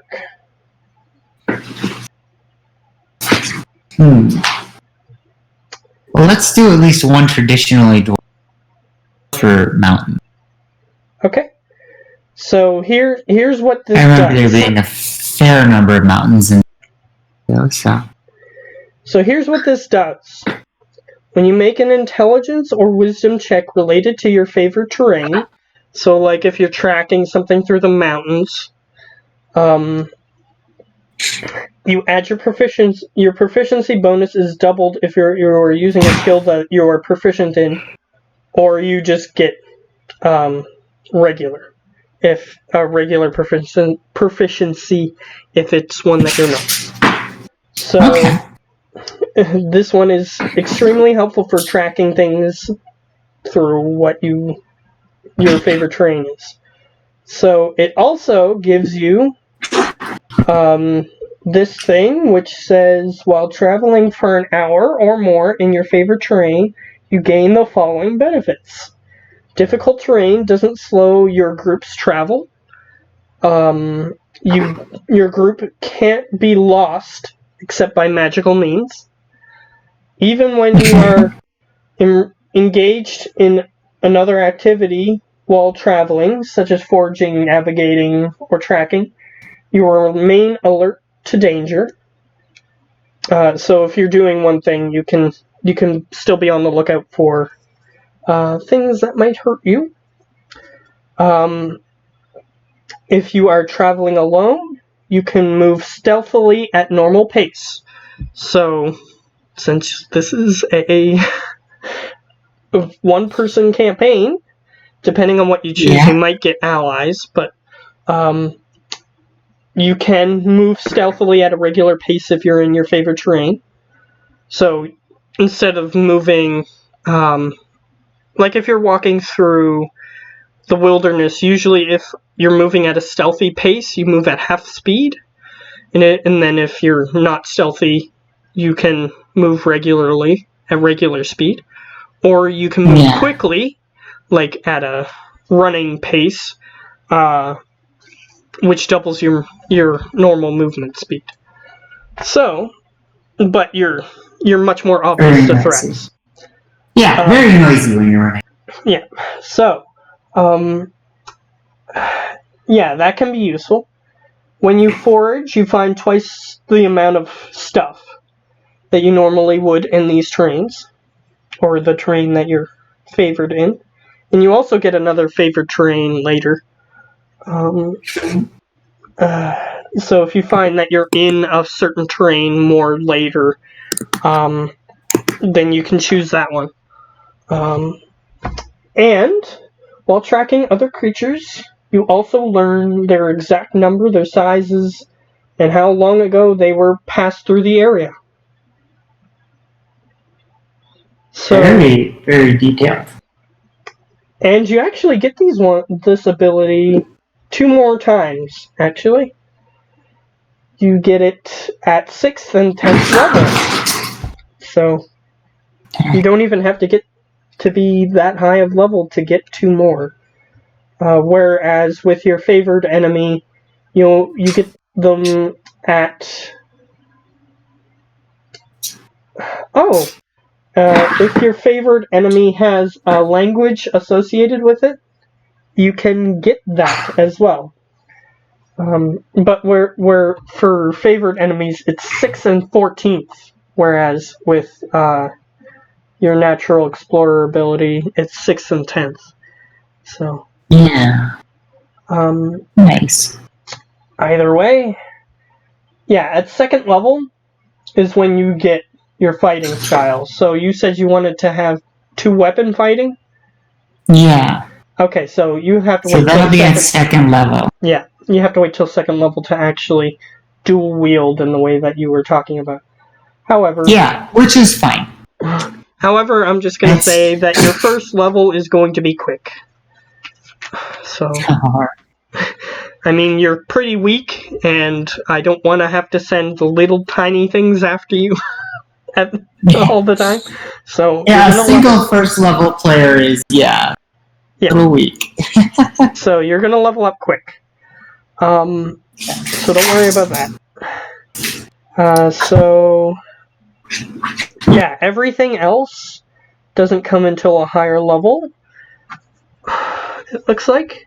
Yeah. So you have even at 2nd level, you start getting spells and you start getting fighting styles. It's pretty cool, honestly. At that point, you're definitely a defined class, like doing rangery things. Yeah, most games start at level 3 because of the way that they have their archetypes set up for most of the classes. You don't get your archetype until level 3. Same. I think for the ranger. Yeah. So at level 3, you can choose to be a hunter or a beastmaster, which you showed interest in the beastmaster one. So, you don't get your companion unless if you go beastmaster. If you choose hunter, then you just get more powerful attacks, basically, at certain points. So, that's that. So, that should be everything involved with your character for now. So we went through everything.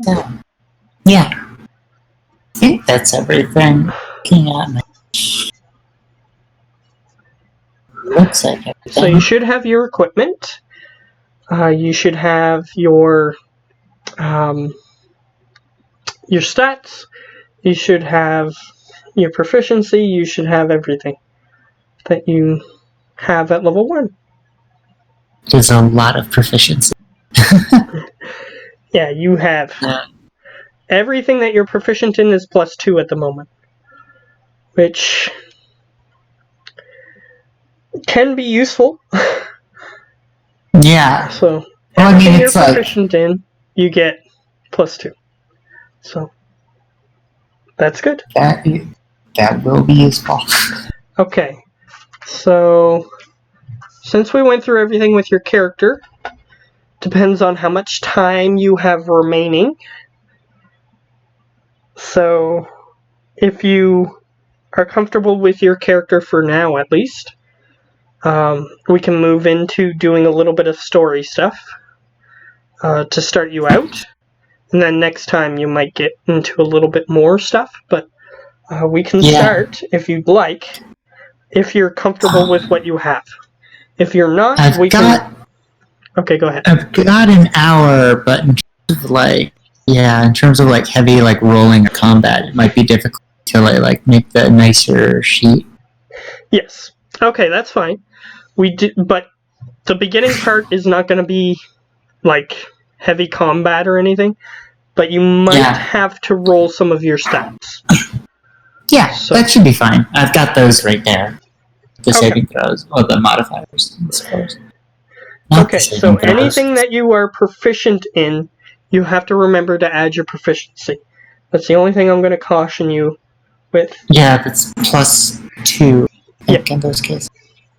So, to roll for something, I'll just reiterate, it's your stat. So whatever governing stat.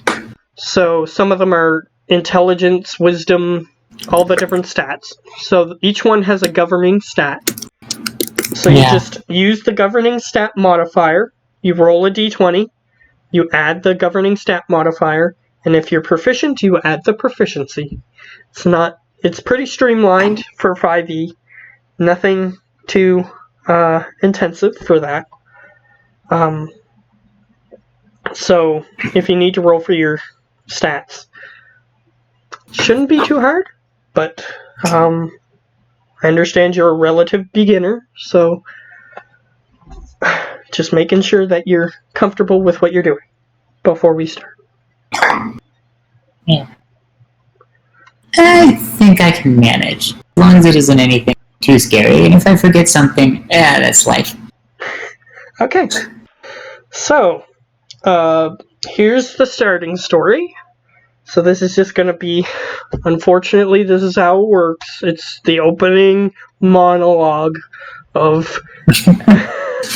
It's just how these games work, unfortunately. You can't change it. At least, not in the way I would run it. You are from the Wooded Lair. We'll get to an exact position later. There were a few things that you needed to choose before we started. So I'm going to get you to think about those as I'm doing my opening spiel. There is the 3 curses. Which one of those you want to take, because that's the main focus of the campaign, is going to be your conflict with this curse. Seeing how your character deals with how the curse is affecting them. And the end of the campaign is to be determined. Depends on what your goal is with the curse. So, you'll have to think about that. Hopefully you have the 3 curses there that you can think of. And the only other thing that I would want you to think about is what your folk hero name is. So be thinking about that, and then once we start getting into your character and whatnot, then we'll pick up with that. So, here's what's happening. You were from a specific location that we'll get to later in the Wooded Lair. After you dealt with all that shenanigans and whatnot, having to deal with your backstory, you found that there was an expedition headed toward the Forgotten Lands. They are looking for recruits, and you decide to join for one reason or another that we can get into a little later. And one of the people appears to be a stereotypical explorer guy. He has, like, the little explorer's hat that is round and everything, and he has, like, shorts and the t-shirt.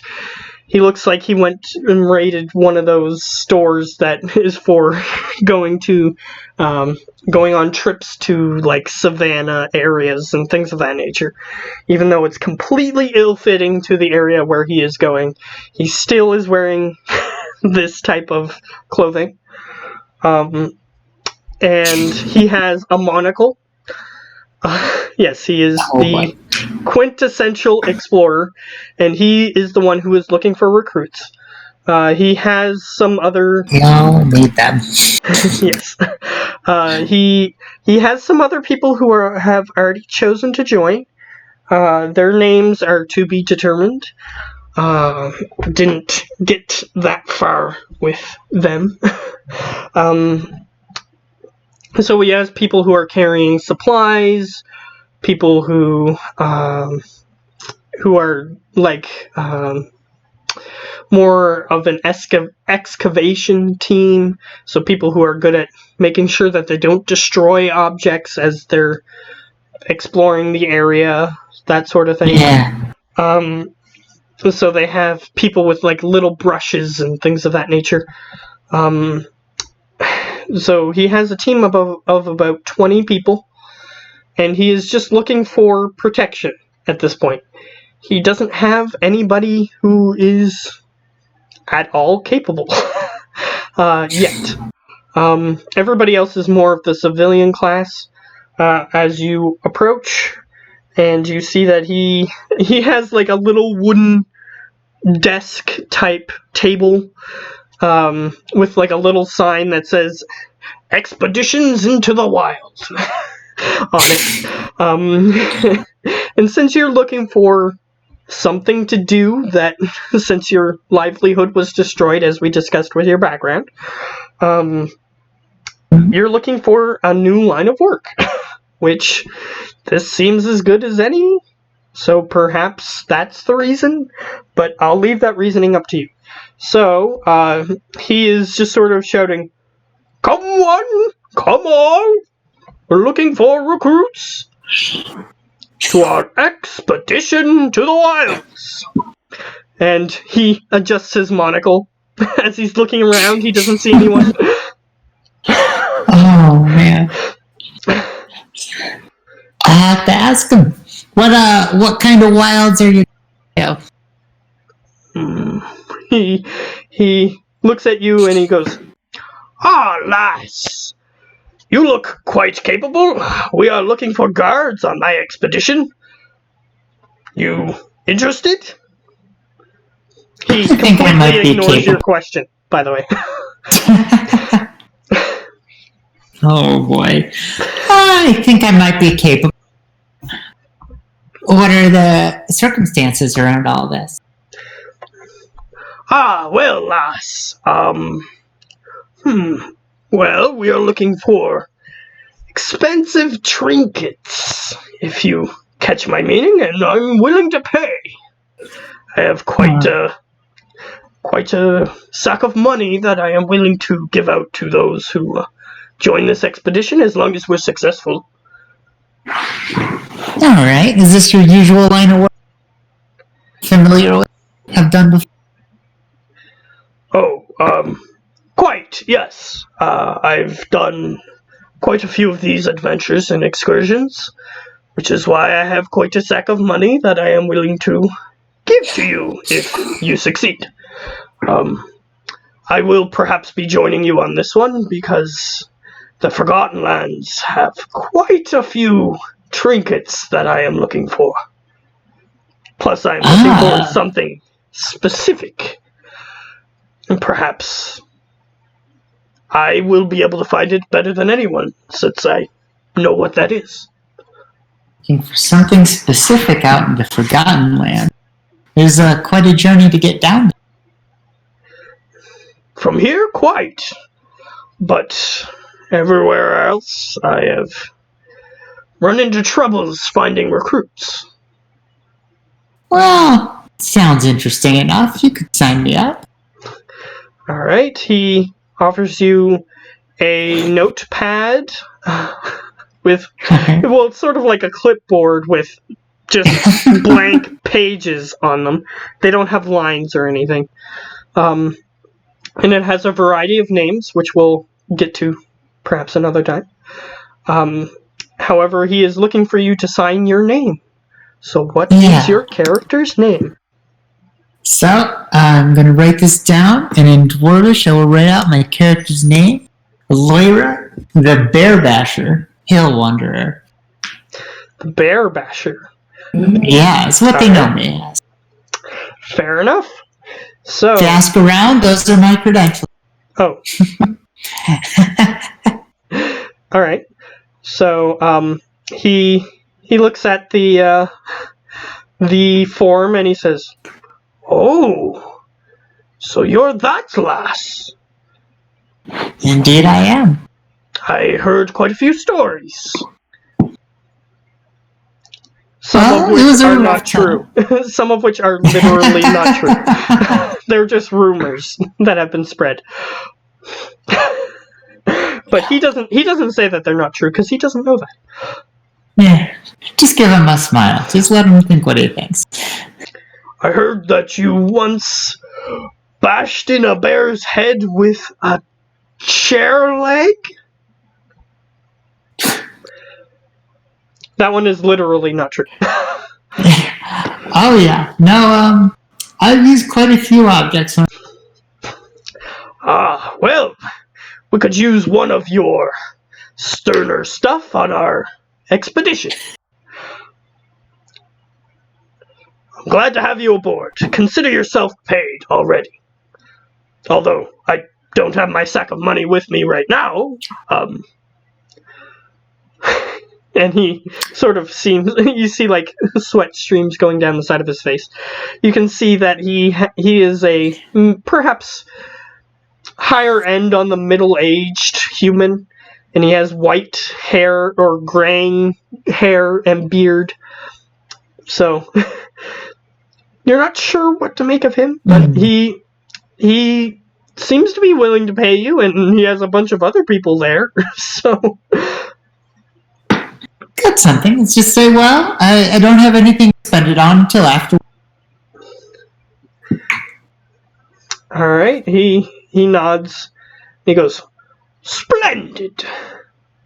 And he shows you that it appears that the other people are packing tents and things of that nature. He notices that you have an explorer's pack, so it appears that you were ready to go on an adventure either way. But he notices that you have your own sleeping arrangements, though he does offer, he does have a room in some of the larger tents. They're more communal tents that fit, like, maybe 15 people. So he has, but he wants there to be extra space. So he has 2 or 3 of those, even though he only has 20 people currently. So he wants you to be able to bring your personal belongings and have a little bit of private area for you to belong in at the excursion point, base camp, basically. So he is just helping everybody else pack their supplies. You can aid in that. You do have 10 gold. So if you wish to purchase additional supplies as to the supplies that you already have, you can do so with your 10 gold. However, that is entirely up to you, and I'll let you buy pretty much anything as long as it's within your price range. So, whoops. So yeah. Gosh, I think for the time being, I'm gonna go with what I have. Alright. Whether or not I live to regret that, we'll find. Fair enough. So, yeah. The town has some other basic supplies. Like if you wanted some extra torches or anything of that nature, you can grab those. But he seems to have some extra rations and torches. But if he's got a whole pile, he's got enough for the camp. But say you wanted to go on an excursion, you have to bring your own supplies. So, everybody has their own stuff. If you need something extra, you can perhaps borrow it from somebody. But if you have your own, then you don't have to ask anybody. So that's entirely up to you. How I'll look at getting, just in case I get stuck out somewhere, a couple of weeks extra rations and a second tinder box. And maybe a second rope, too. All right. Kinds of things. So, in this universe, they do have what, if you're familiar with things like, you know those packages that sardines usually come in? They're like those tin cans that you have the pull thing on them. Yeah. This universe does have something relatively similar. They use magic to package them. So those rations will not go rotten for years. Like, they'd last 2 or 3 centuries. Or not centuries, decades. Yeah, centuries and decades are 2 different things. So they won't go bad for a couple of decades. So unless if the campaign goes over the span of decades, those rations, you can keep them. So, and you can get a variety of rations. You can get vegan or vegetarian ones that contain nuts and fruits and vegetables only. You can get the meat ones. You can get ones with just cheese and eggs and those sorts of things. So it depends on what your dietary needs are as a individual. But you can get, they do have a variety of them, and since they have magic that allows for quick travel, these things get transported fairly easily all over the world, so you can get rations from different places in the world with a variety of different fruits, vegetables, meats, Nice. milks, cheeses, those sorts of things. I'll get a variety of them. That's what I'll say. Just in case there's trading value, I'll get a smattering, different ones with fruits and nuts, some with dairy, some with meats, those kind of. Okay.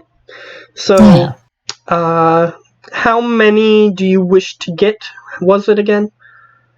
Let's say 2 weeks worth, so like 15 of them, let's say. Okay, 15. So you can write in your rations that you currently have are the Hungry Man style. They got a little bit of meat, a little bit of vegetables. So those are the ones that you currently have. The ones that you're buying are a variety. So you can put mixed variety rations in your inventory. And I will roll. You can roll if you'd like for whenever you have a mixed variety one to see what you get. So, and if you roll super bad, you might just get only cheese or something like that. So, but either way, you have a bunch of more rations, and I'll say that costs you 1 gold. So you now have 9 gold pieces. Alright. And then I was looking to get that second rope and tinder box. So, unless if you want to get anything else before you leave to add to your inventory? Yeah, I think I think I mentioned that. Second rope tinder box, the rations. I think that would be that. Okay, an additional tinder box. I'm pretty sure that those have an additional tinder box and an additional rope, essentially. Okay. Because sometimes you have to use them in a way where you have to cut them in half, things like that. Yeah, the ropes. The tinder boxes, it's more about just. Okay. Yes, these things do have an official price. So, for rope, you cannot afford silk rope. So, because that's 10 gold pieces, and you already used up 1 gold. So you can't afford that. However, hempen rope, you get a coil. You can get an additional coil of 50 feet for 1 gold piece. Alright. That seems fair. Let's go with that. So I'll have that rope down 1 gold piece, and then how much does a tinderbox cost, if much of anything? Alright, that's what I'm looking for now.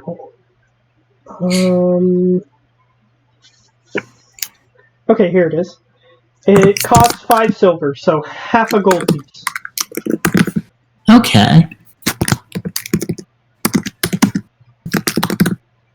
So you could buy 2 for 1 gold piece if you wanted to, but that's up to you. I got 1 from the Explorers pack, so I'll buy the second one, and that's good. So I'll just buy 1. Okay. So you can put 8 gold, 5 silver. That's what you currently have. There are other things you can buy, but... Or wouldn't it be 7 gold, 5 silver? Yeah. 1 for the rations, 1 for the rope, and then half for the... Yeah, there you go. Yeah, that's correct. You're right. I mean, I could be like, yeah, let's go with... Yeah, there's quite a few things that they have on offer here. Some are way out of your price range, but... I imagine. Yeah. Like they have a spyglass there. But that costs 1,000 gold pieces. So, yeah. That's in the book, according to the book. So, yeah, that would be a little bit out of your price range. But if you wanted to buy your own tent, you can.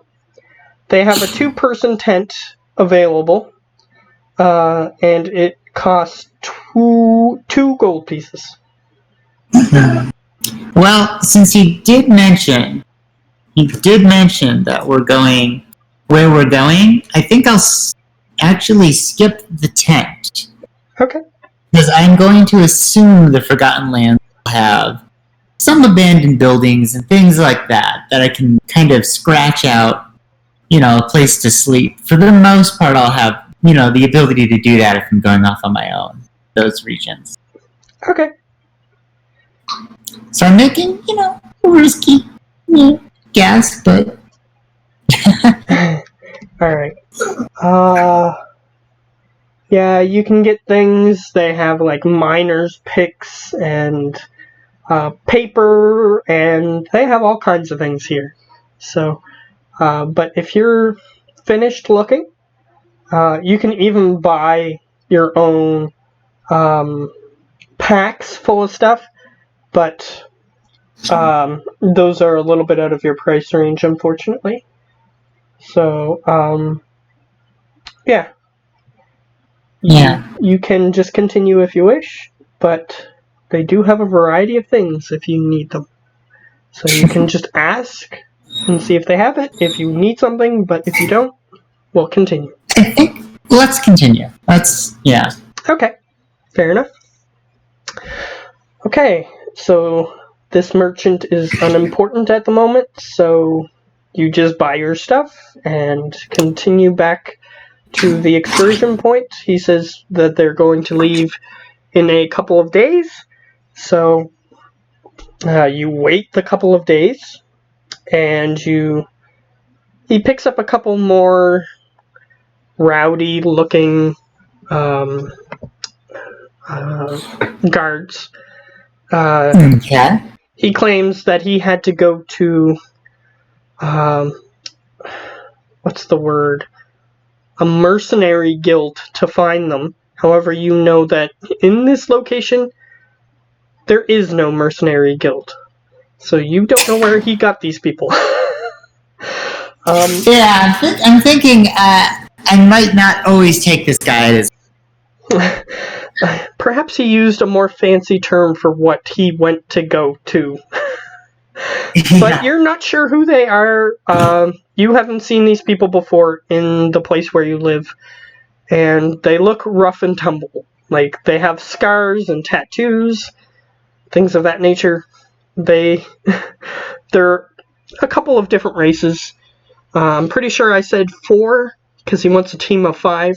So he got an additional 4 people. Alright. So, yeah, they look very rough and tumble. Like, one of them is got an eye patch, and sometimes you see him, like, lift the eye patch, and he literally has, like, a scar mark from where somebody stabbed his eye out, and pulled out his eyeball, apparently. And he scratches it, and it's, like, leaking gross liquid. Another guy has, a very gnarly scar on his arm, and his arm is slightly gimped from it. So he has a hard time moving it, but he appears to be able to fight still. He has a weapon, and every once in a while he's using his other hand to, like, flip a weapon around. And there's one gnome who's very hunched over, and he looks very shifty, and he keeps sniffing a lot. So, yeah, these guys are very shifty looking. But shifty now. Yeah. Either way, you guys go on your expedition. You fight off a couple of threats along the way, but nothing notable, nothing that would bother anyone of any skill, like creatures that would get close to the caravan, and then you just have to yell loudly and they run away, things of that nature. Nothing really of cause. Nothing too terrifying yet. Yeah. And he actually, I'll do an Indiana Jones-esque, show you your traveling path, just in case it comes up later. So let's share. Okay. Let me try something. Sure.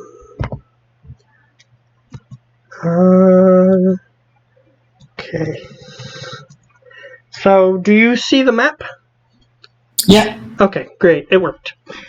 Okay. So, you're somewhere up here. I'm not entirely sure where, but I'm gonna guess that it's gonna be in this little space here. Okay.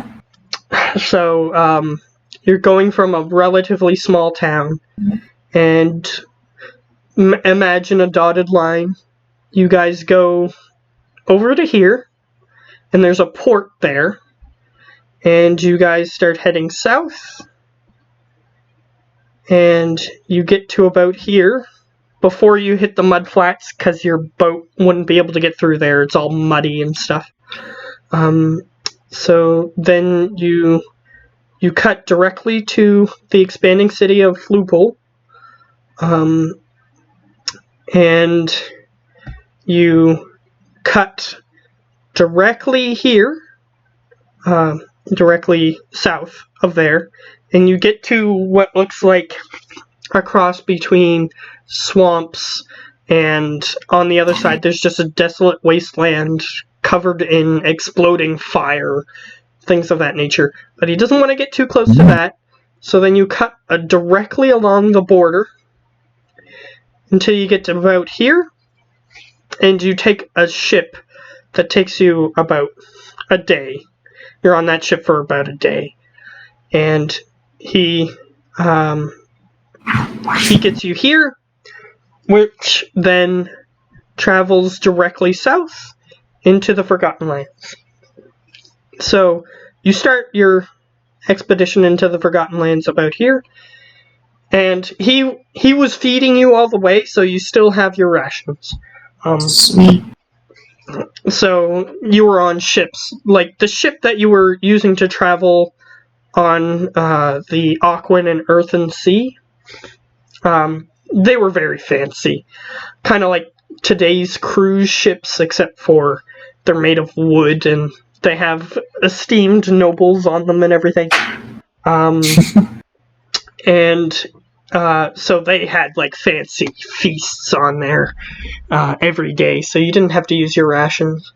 And when he was going, he bought additional rations for everybody to get them over to the next boat. And then the next boat was lavish as well. Then when he got here, he purchased from the boat. They carried additional food. He purchased a whole bunch of it to help you guys get to there. So, okay. So this guy does have some meat. That's yeah, for sure. He every time you look at him when he's paying for something, he's taking out platinum pieces. So, he just has a little bit of platinum on. That's why he doesn't have his huge sack of money with him. Yeah. So, he got you guys to the Forgotten Lands, and the only time that you ever had to fight anything was when you were traveling on land, and it wasn't anything too difficult to fight. So, I'll get you to roll 3 nature checks and 3 perception checks for that travel. Alright. Just so that way you can gain a little information from what you did on your travels, other than what I just told you. So nature I have proficiency in because of ranger, right? I believe. Let me double check this. Did you choose nature? Let me see. Down. I don't think I did. Because if you didn't, unfortunately, you don't have it. Because you can only choose 3 from the list. Yeah, no, so you're you right, chose stealth. It was not nature. Yeah. Yeah. So, unfortunately, you do not have proficiency in nature. No, you're right. Perception, stealth, and athletics is what I chose. So, nature is an intelligence check, right? So, -1. So, let me pull up my little... So, whatever you roll on a d20. And I do have a link for you if you want it for rolling dice. One. I'll just throw that. There we go. Stop screen sharing because the map is unimportant now. There we go. And then I'm gonna.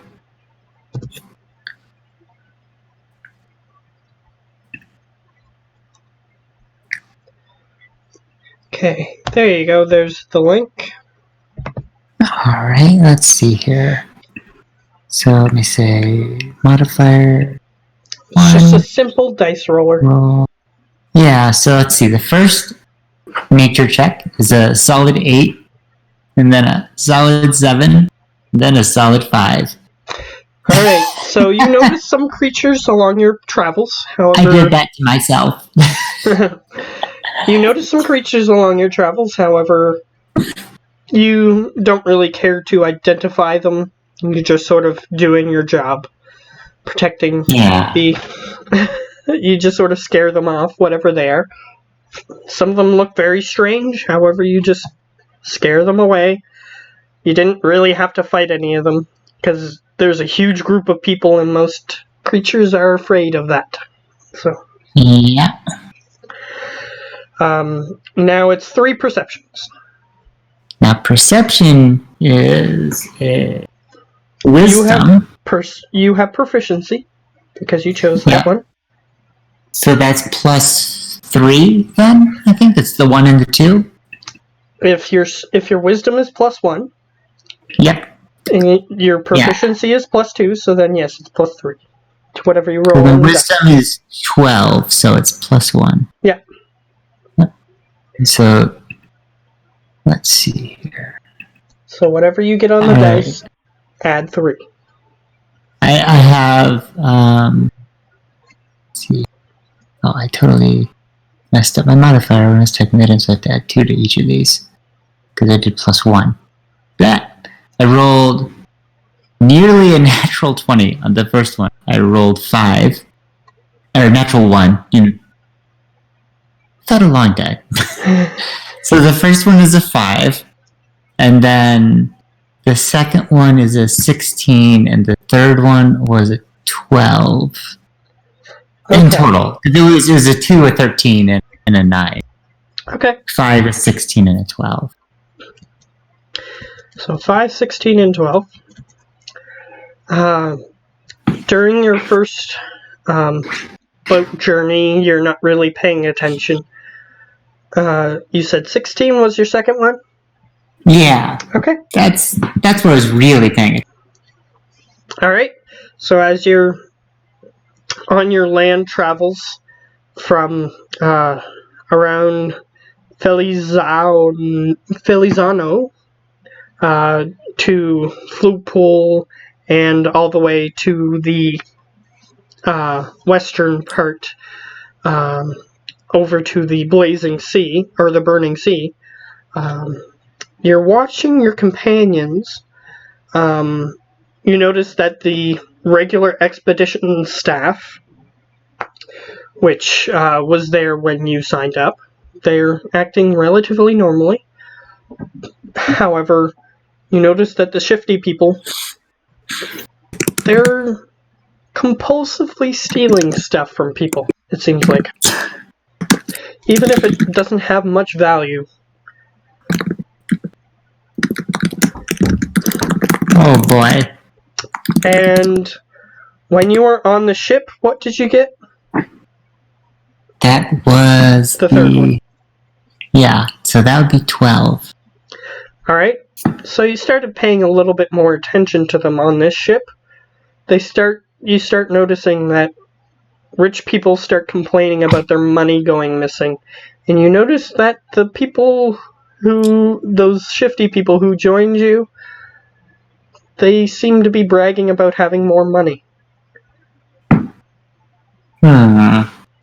However, you've kept that to yourself for now, just in case. So you arrive at the Forgotten Lands, and your expedition leader tells you that he doesn't know where the object he's looking for is, but it's somewhere in the Forgotten Lands. So you have quite an area to search. So as you're entering, there's just some rubbled buildings that you can see. However, in the distance you see a large, or a very tall, spire. It's green in color, and whenever the sun hits it at the particular angle, it appears to have some sort of pearlescence, if you know what that means. It'll slightly change color in the light. It's a very tall green tower that you can see from quite a distance away. You assume that you're like 20, 30, perhaps even a couple of weeks worth of travel away from this spire, but you can see it in the distance.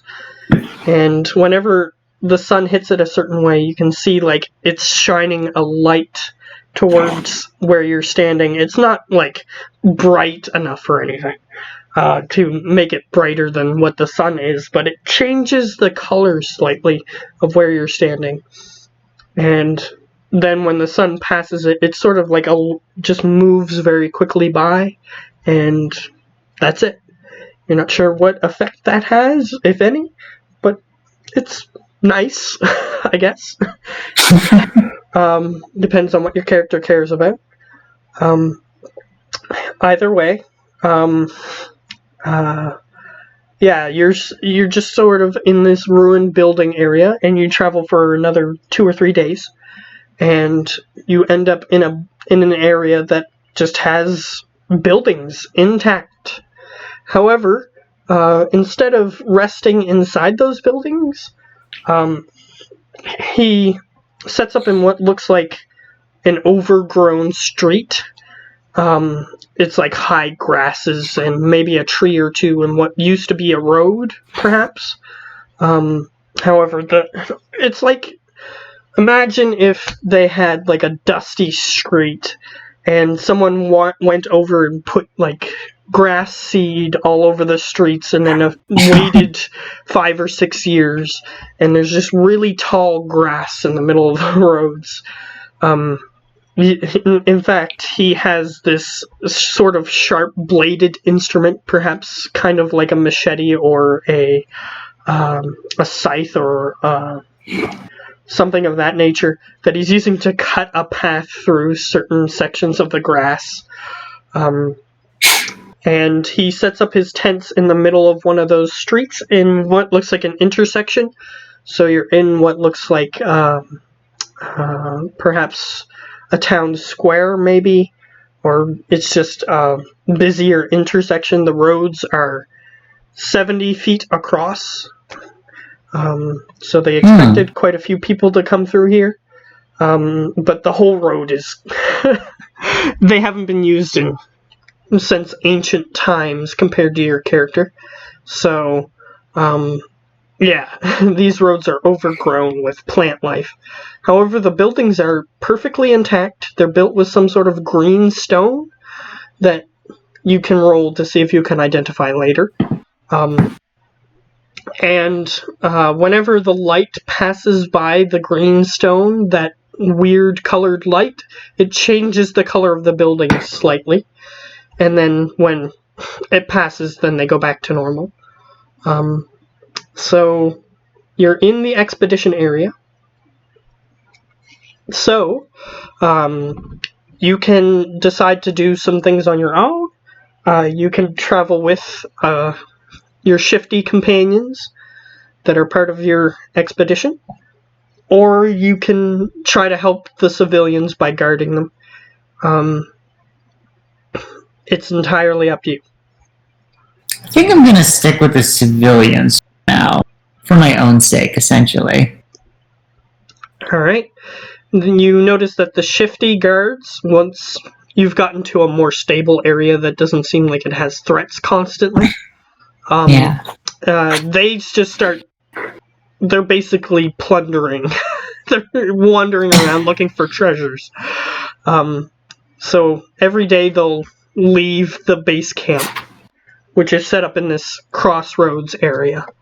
And they'll just go through buildings and just look for things that look expensive and shiny. And they'll come back with some pottery and things of that nature that doesn't look broken. Probably could sell for quite a few platinum pieces to the right buyer. But if you're protecting the civilians, they're going at a more steady pace. Yeah, they'd be more thorough. Yeah, so they're even looking for like broken pieces of pottery, anything of kind of like Indiana Jones, it belongs in a museum type stuff. They're looking for little pieces of things that could be studied. If they find something bigger, then they take it, of course. But they're even looking for seemingly insignificant pieces of treasure or even non-treasure items. Like they find a fork or something and they'll put it in a pack somewhere with a bunch of other utensils. Things of that nature. So they're just sort of exploring the area, dusting various things, seeing if there's anything hidden in the grasses and dirt. So there are a few functions that you can serve during this time that can affect their progress. You can be a guard. So if anything that looks threatening comes by, you can sort of just shoo it away or try to fight it, maybe. But it's not gonna be something that you have to roll attacks every turn or anything. But you can play the guard role, or you can sort of help them do the expedition work. So You can attempt to be smarter than the studied people here and do what they're doing, or you can just do what they tell you to help them do their job. Or you can simply do what the expedition leader is doing, which is watching everyone do what they're doing. So you can be lazy, like the boss guy. You can attempt to do what they're doing in one of two ways. You can do exactly what they're doing and attempt to speed up their work. You can just do menial tasks to help speed up their work, or you can play guard. So, what do you wish to do? Well, I feel like if the other guards, so to speak, are kind of ranging around every day, if there's any trouble, I feel like they're going to be stirring it up. Okay. But so I think I'll try and use my intelligence to help search and look for things that seem to be of interest, I guess, almost more than value. Okay. So you can roll, I'll get you to roll 2 investigation checks. Alright. Let's see here. 2 investigation checks. Those are both intelligence and not something I'm particularly good at, but you know what? I'm just going to go for it. So,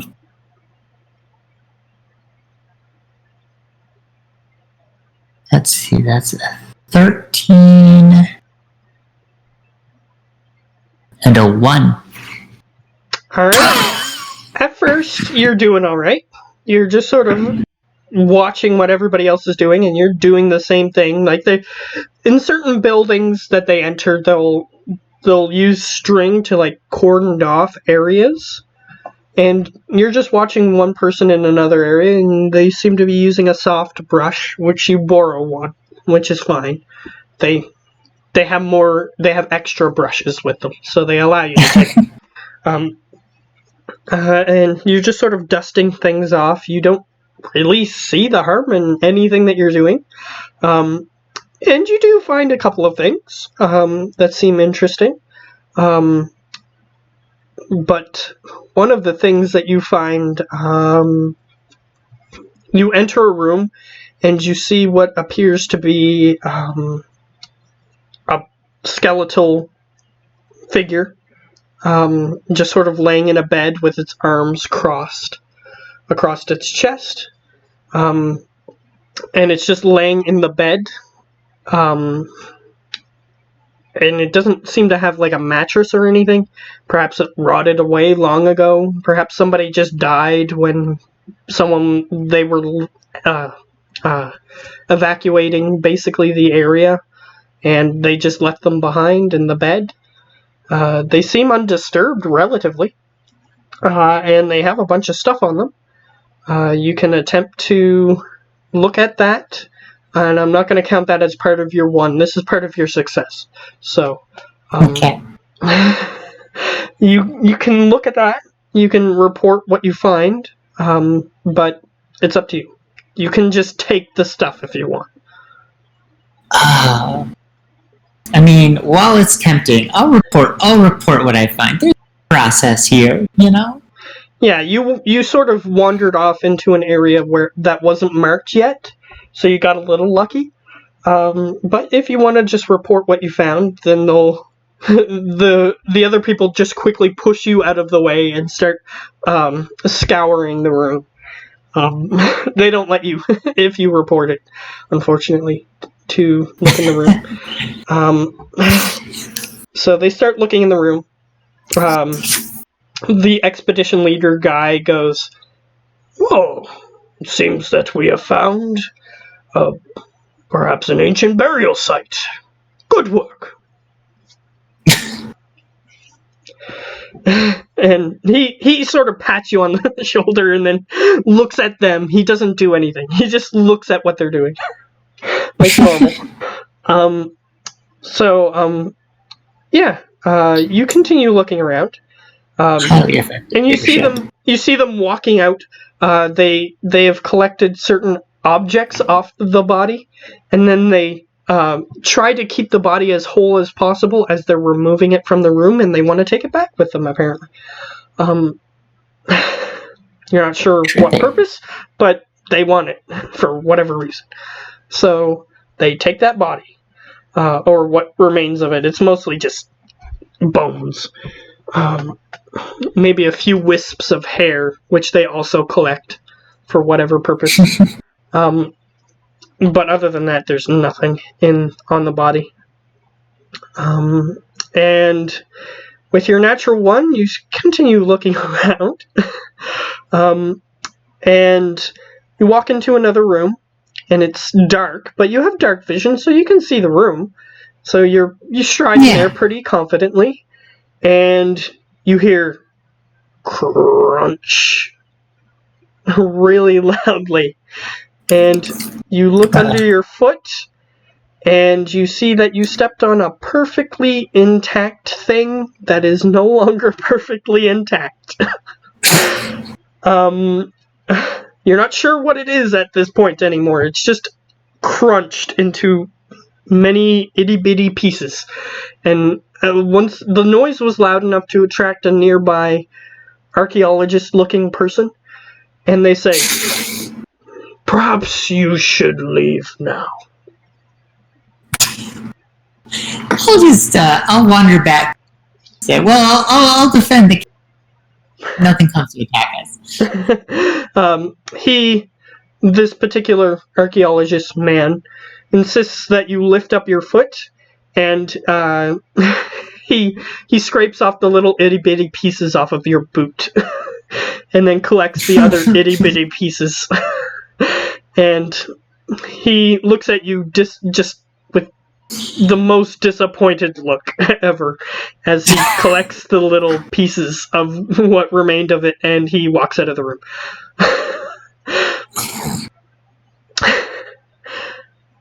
So, you walk back outside, and you continue watching over the camp. Unfortunately, you used your time excavating, even though you failed. So, nothing of interest happens while you're looking. But during that night, you hear one of the shifty-eyed people screaming far away from where you currently are. And you see the guy who had the eye patch with the weird dripping liquid coming out of his eye every once in a while. He's running back to the camp. And he just sort of runs past everyone, and he just sort of points towards the direction of the scream. He isn't speaking, by the way. And he has spoken before. So what do you wish to do? Grab hold of him, shake him a little. What's up there?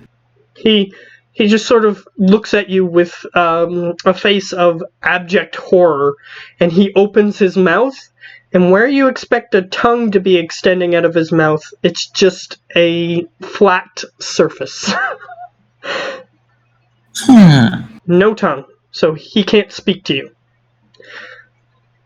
Does it look severed, or just like it was never there? Make a medicine check. Yeah, let's do that. That's wisdom, so I get at least not in minus.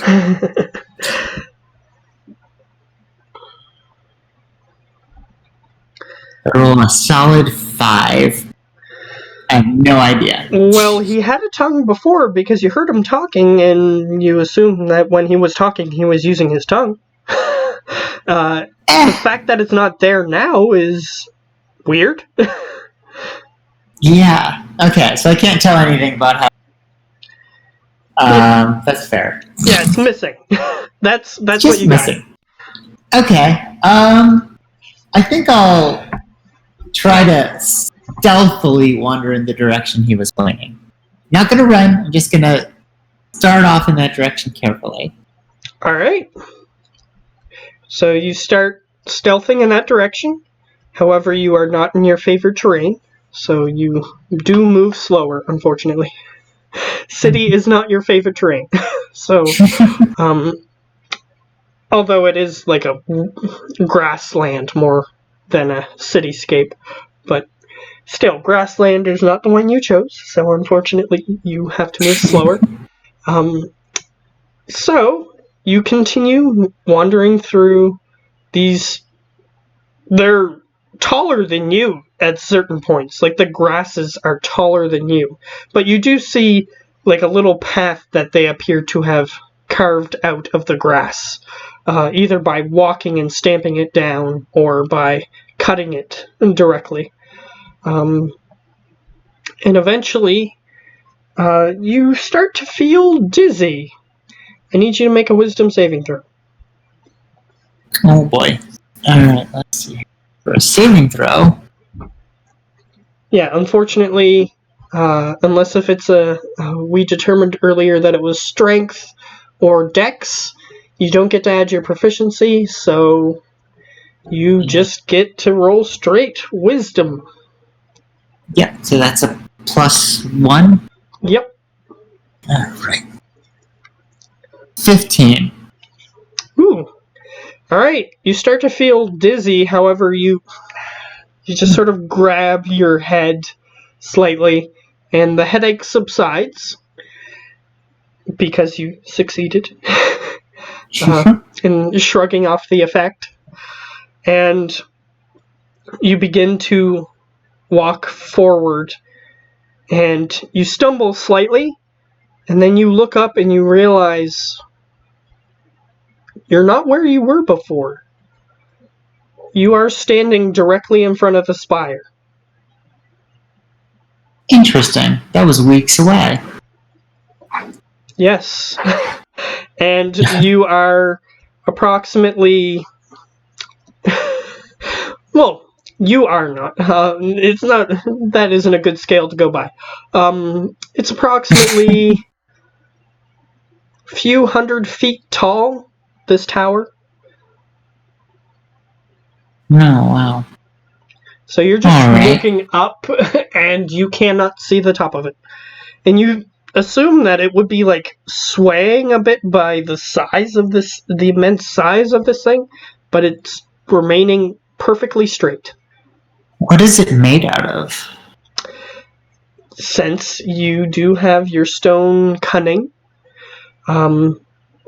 you can gain advantage on this check because it is made of stone. So that's wisdom, and I roll twice to take the higher one? It's a history. Okay, history. Yeah. That's intelligence, but I can roll twice and I can take the higher one. Yes. That's the advantage. So I do a -1, a 9, and a 13. So you got a 13? Yeah. Alright. You're not sure what this is made out of, but... or the history of this building. If it ever had one, you're not sure. Or at least a known history is what I mean. But you sort of place your gloved hand on the stone and you wipe off what appears to be some sort of plant matter so you can more closely examine the exterior of this building. It appears to be made out of some sort of precious gem-type substance. Interesting. Yeah, you said it was sort of a pearlescent green. Yes. It appears to be made out of some sort of precious gem-like substance, but you're not sure what. Alright. Oof. Well, I'll just sort of circle the base of it, see if there's any obvious entrances, and how many there are, if there are any. You see that there appears to be an obvious entrance, however, it is gated. But as you start walking past that entrance, you hear the same guy screaming. Boy, Does it sound like it's coming from inside of there then? Yes. And it's sort of like a portcullis entrance. It has like the little square holes, and it's like a gated thing that you could lift, perhaps. Yeah, it's one of those that drops down. Yeah. And you see that there are spikes at the bottom of it. However, they are embedded in the ground a couple of inches. I think I will try and lift it. And use my athletics to do that? Yep. I do have athletics, so this is actually something I can be handy with, because that's +2/+2. Strength. I'm assuming it's, yeah. Yeah, it's based on strength. So the proficiency is +2. My strength is +2. So add 4 to your roll. And 14. Alright. You managed to lift it. You managed to pull out the spikes from the ground. However, it seems to be quite heavy, and you're straining. You strain for about a minute before letting it go, and then the spikes re-embed themselves in the ground. Well, wouldn't it be a good gate if you could just walk right past it? Alright, let's see. I'm gonna look around and see if it looks like there's any way around that gate to get inside. So I've only noticed the one entrance so far. Alright. You can make an investigation, or if you're just quickly running around the exterior, you can make a perception. But investigation if you're closely looking for another entrance.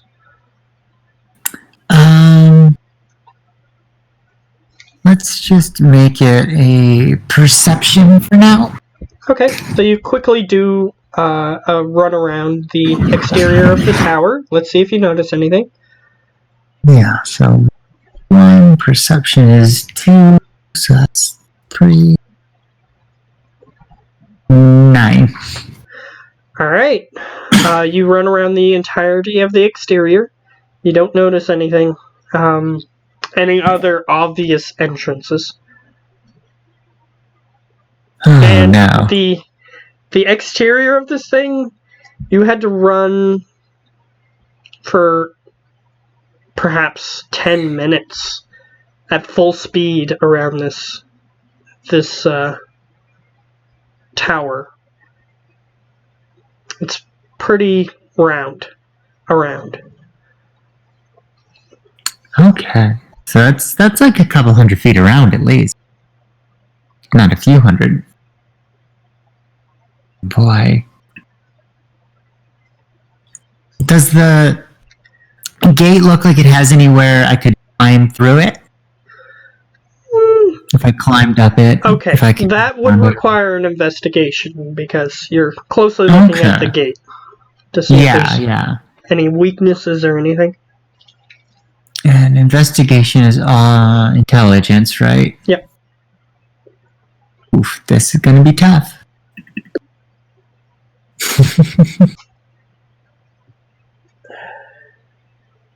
See what you get. What'd you get? 18. And 19 minus 1. Well, this time you actually succeed in what you're trying to do. So you look at the gate itself, you look at the walls next to it. Apparently, there is a lever on the opposite side of the gate. You have a feeling that if you pulled that lever down, the portcullis would open. Alright. Does it look like something I can reach, or something I might be able to... It's approximately 7 feet off the ground. So you could climb up the exterior of the gate and attempt to reach it. I think I'll do that. I'll start with that as my choice here. Alright. Make an athletics check, because you're using your strength to pull yourself up the gate. See, this is what I'm good at, is athletic so far. Ish. 23. Alright, you managed to easily hoist yourself up. Finally, I'm getting good rolls here. You managed to hoist yourself up high enough. And since you rolled high enough, I am just going to give you that you're able to reach the lever, and you pull it. You pull like it was facing up, like it was pointed upward. Yeah. So you pull it downward, and the gate starts moving. However, you notice that the lever itself begins to go back up slowly. However, it's 7 feet in the air, so you can try to do something with it, but it seems as though these your ruffian traveling mates didn't notice this, and perhaps some of them got caught inside. Huh. They didn't notice the lever at all then. They just had it fall behind them. Perhaps. Alright, well, if the lever is on the inside, presumably, I'm just going to try and scurry underneath the gate for now. Alright. It slowly begins to return to its natural position, but it opens approximately 50% of the way before it begins closing again. Okay. So you have enough room after you jump off the gate down to your regular height from ground level, and you walk inside the portcullis, and it gently stops, and then it begins to reverse gently.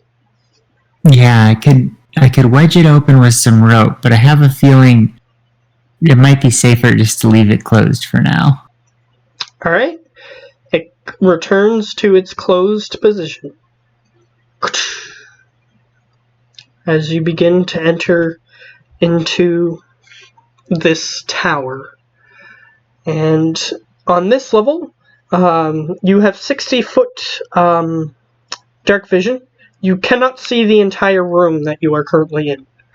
However, you see a little bit of light pouring from the opposite end of the room, coming down a staircase that appears to lead up to the next floor, perhaps? And the floors aren't that large. Approximately maybe 12 feet high ceilings, which isn't that large compared to the size of the building. So this building probably has a couple hundred floors, or close to 100 floors, at least, if all the floors are the same size, that is. Yeah. So you enter this room. It's pretty dark. You assume that some of those ruffians probably have a torch, because some of them need to see in the dark, or need a torch to see. So that might be what that light is at the other end of the tunnel. However, or at the other end of the room. However, you look around this particular room, and it just looks like an entryway. It has a stone dais in the middle of the room that you can see almost from the entrance. You just walk in approximately 20 or 30 feet from the entrance, and you can see the stone dais in the middle of the room. And it's sort of shaped like starts big on the bottom, and then it slowly gets smaller, and then it becomes like a platform on the top. It's a little bit taller than you are, and you can't see what's on it, if anything, because you're a little too short. Okay. However, the rest of the room appears to be empty. Well, out of sheer curiosity, I'm going to try to jump up and pull myself up onto that dais. Alright. Make an athletics, because you are slightly heavily armored. So it does take some strength to get you up there. Yeah. Alright, I've rolled a 16. 16? Yeah, you succeed. Yep. And you manage to pull yourself up onto the platform. And you see that the platform is big enough for maybe you and another sized creature that is the size of you could stand on this, and that's about it. However, there is a circular box on top of this dais. It appears untouched. You're not sure why the ruffians would have ignored it. It looks like the type of thing that they would have taken.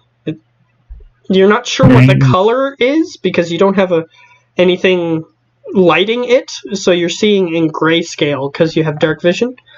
But it kind of looks like a treasure. So you're not sure why they would have ignored it. I'll assume they were being chased, because they are screaming and things after all. You haven't heard a scream in approximately 5 minutes. Well, he might be done screaming. Gosh, I'll light a torch and try to investigate it more closely. Okay, so your pack has a torch in it? Yeah. Just checking? Okay. So you'll light the torch. 10 of them. Oh, great. So you can reuse torches, but they do have a particular burn length. But I'm pretty sure it's in the book here somewhere. Yeah, they last for an hour. You can reuse them as long as you extinguish them. So, when you're done with them. So, yeah, but I'm just gonna pull it out for a few minutes and try to see what it says. Alright, you pull out the torch, you use your tinderbox to light the torch, and you see that this box is circular, as I mentioned. It has some symbols on it. I'm not sure what the symbols are. And there are 3, it appears that it has 3 compartments on this box. So it's like this thick of a box that is completely circular, like a tube almost shape, except it's only approximately this thick, and it has 3 symbols on the top. A squat cylinder. Mm-hmm. Kind of. Yeah. So it has 3 pie-shaped, cordoned off areas, each with a different symbol. So this is where you're going to be choosing the main part of the campaign. So, as you're looking at this box, you begin, unfortunately, in order for this campaign to do the thing that the campaign's going to do, you automatically fail a wisdom saving throw, meaning that you feel compelled to open one of the sections of the box. So which section do you wish to open? This is where you get to choose which curse you have. There's the one that I am calling the vampiric curse, which is the one where you drink blood and life essence. There's the mouth curse, which, or as I affectionately call it, the big mouth curse, where you bite people and they join you. And there's the life siphoning curse. I think I'm gonna go with life siphoning. Okay. He's down. I placed it. Alright. So you open the section of the box that appears to be a hand, and poof, like a puff of dust just flies out and it just flips open completely. And you feel a slight rumble in the room. And suddenly you don't feel well. Oh no. However, nothing else has changed. There was a slight rumble in the room. It stops after approximately 6 or 7 seconds, and nothing else has changed in the room. Alright, I think I'll put the thing down now. Alright, it is put down. However, the compartment is still open. And I suppose I'll try to close the compartment. It appears that since you have your torch lit, you can easily see this. It looks as though the box was never closed. It was created in such a way that it was open the entire time, but that's not possible because it was closed. So when you try to close it, it's like you're trying to close the entire side of the box. Oh, weird. As if they were made at the same angle. Like it was made together. Like there's not even a seam that looks like it should be closed. I think what I'll do is I'll put the box in my pack. Okay. If I can. Sure. And I'll put out the torch, so I'm no longer investigating that so closely. Alright, so you extinguish this torch.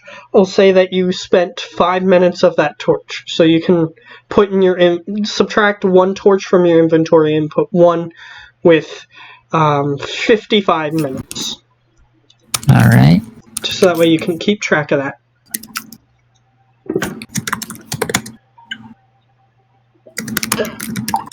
There we go. Alright. Alright. So what do you wish to do? There's still the light pouring down from the upper floor, and there's the light, well, the slight amount of dark night light that's coming from the entrance. Well, in theory, I'm still looking for my companion, even though companion's a generous term, and I haven't heard him for a little while. I think I'll go towards the stairs. Alright. You get approximately 50% of the way up the steps, and I'm going to get you to make a perception check.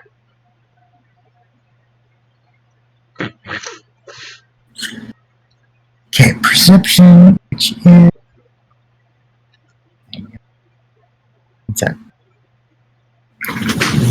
I am proficient in... perceptibly proficient. And my wisdom. So... it's +3.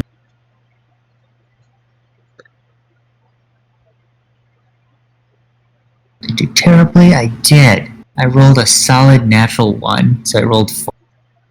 Alright.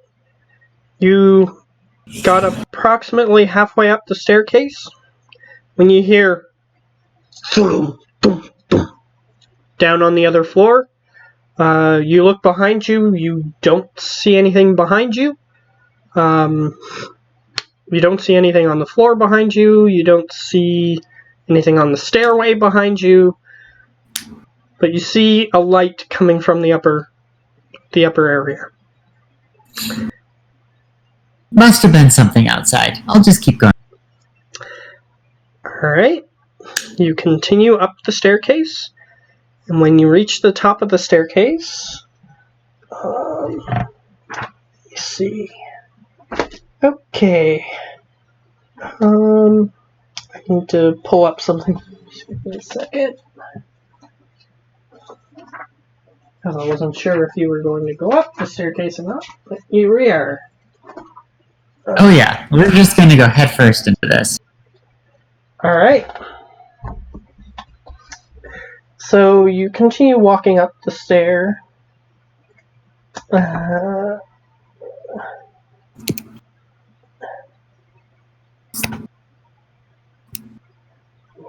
Okay. So, you reach the top of the staircase, and I need you to make another perception check because you're attempting to see something different. This was a 12, so at least it wasn't that terrible. Okay. So with a 12, you look around this room. This room is relatively lit. There are torches along the entirety of the wall, spaced out evenly, so that way there's as minimal darkness as possible.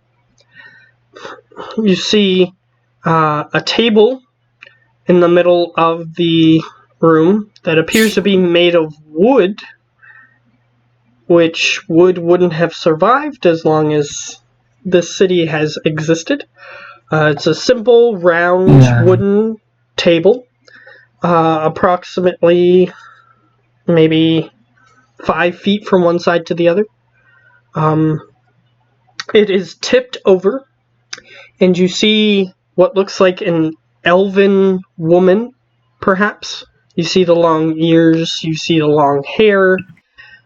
She appears to be attached to the ceiling via rope around her neck. The table is tipped over. You assume if the table were standing up, it would be in the approximate correct location for her to be standing on. You see a torch in the middle of the room,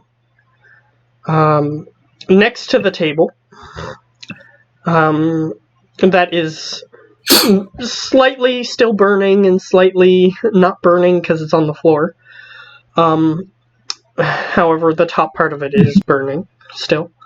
And you see 2 chairs in the middle of the room that are perhaps in the locations of where you would put chairs if the table were upright.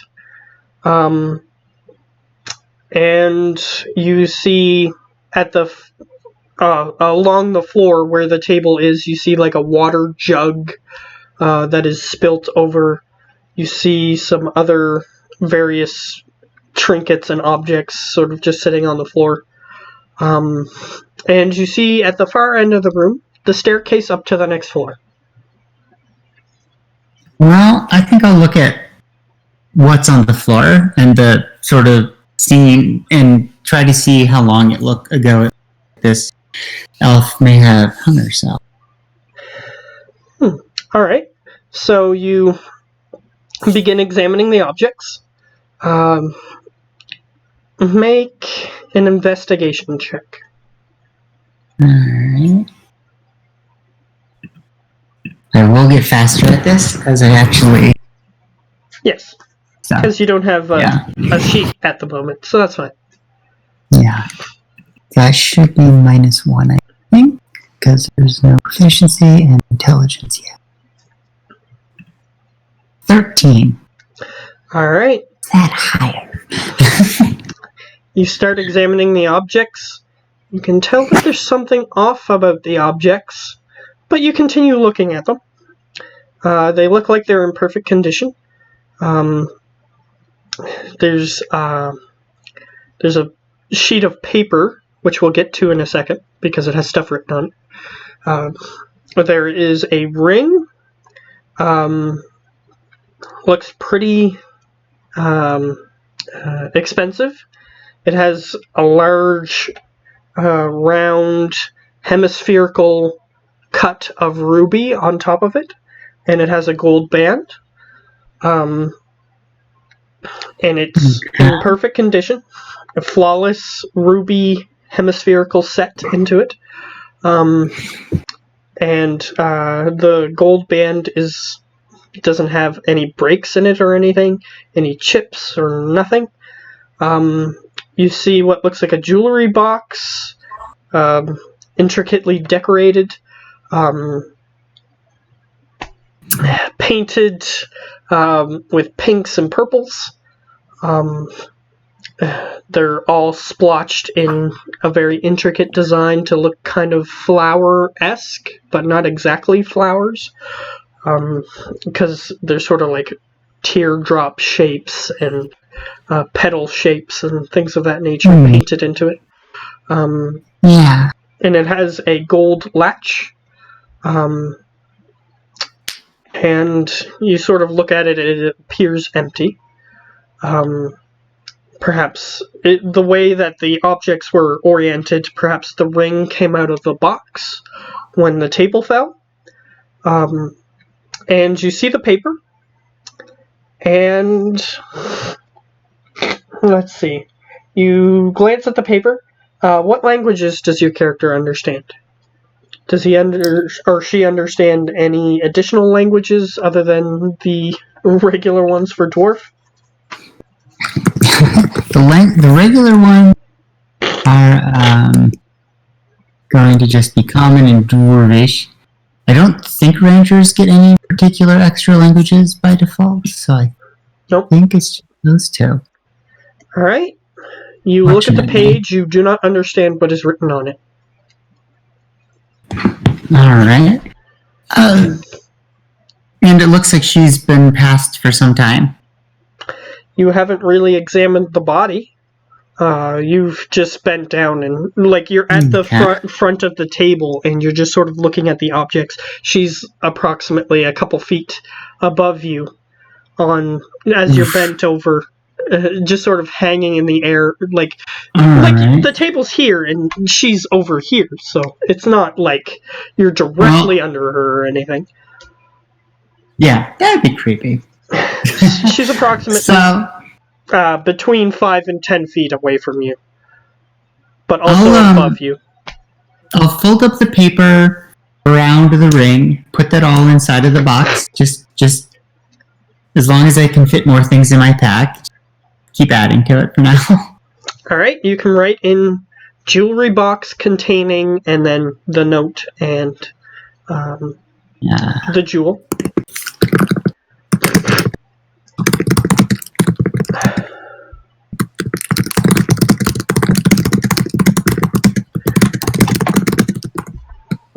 Language. Eventually I might be able to run into somebody who can actually, read it. That's my real hope here.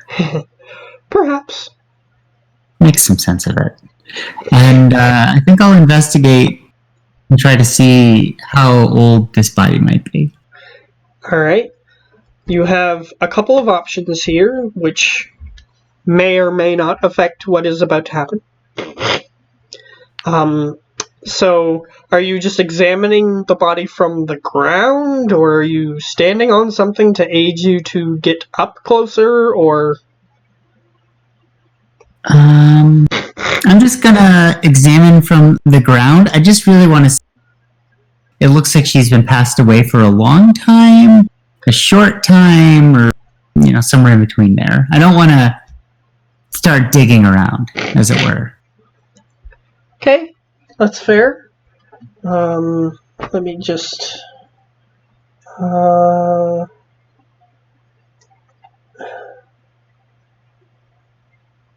Okay. I was just reading something. Okay. So you're just standing, do you walk around the table? Because the table legs are sort of facing her, so you walk around the front of the table and you're just sort of standing under her, or are you standing at the front of the table? Get within a couple of feet. Not right up against her. I'm not rifling her pocket, but close enough to be able to Okay. Alright, so you can make a medicine check. Alright. Those are terrible. Yeah, you're not a doctor. No, but at least my wisdom's okay. So they're not the worst thing that I can do. Okay, 18.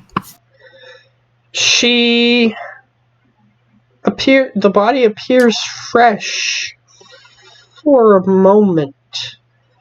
But then as you sort of just look closer, you can tell that something's off.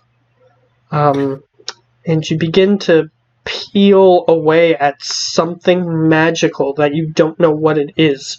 And you can tell that this isn't a body hanging from the ceiling.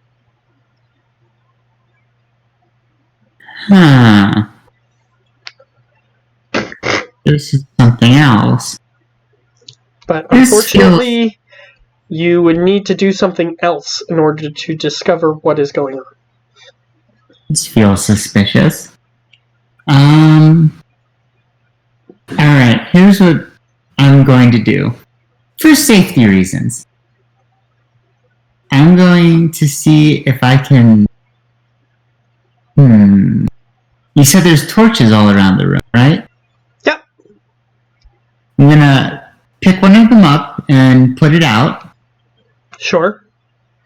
And then I'm going to follow in the footsteps of science, time immemorial, and use it as a device to poker. Okay. Oh, that feels terrible. Here's what happens. Something is going to happen.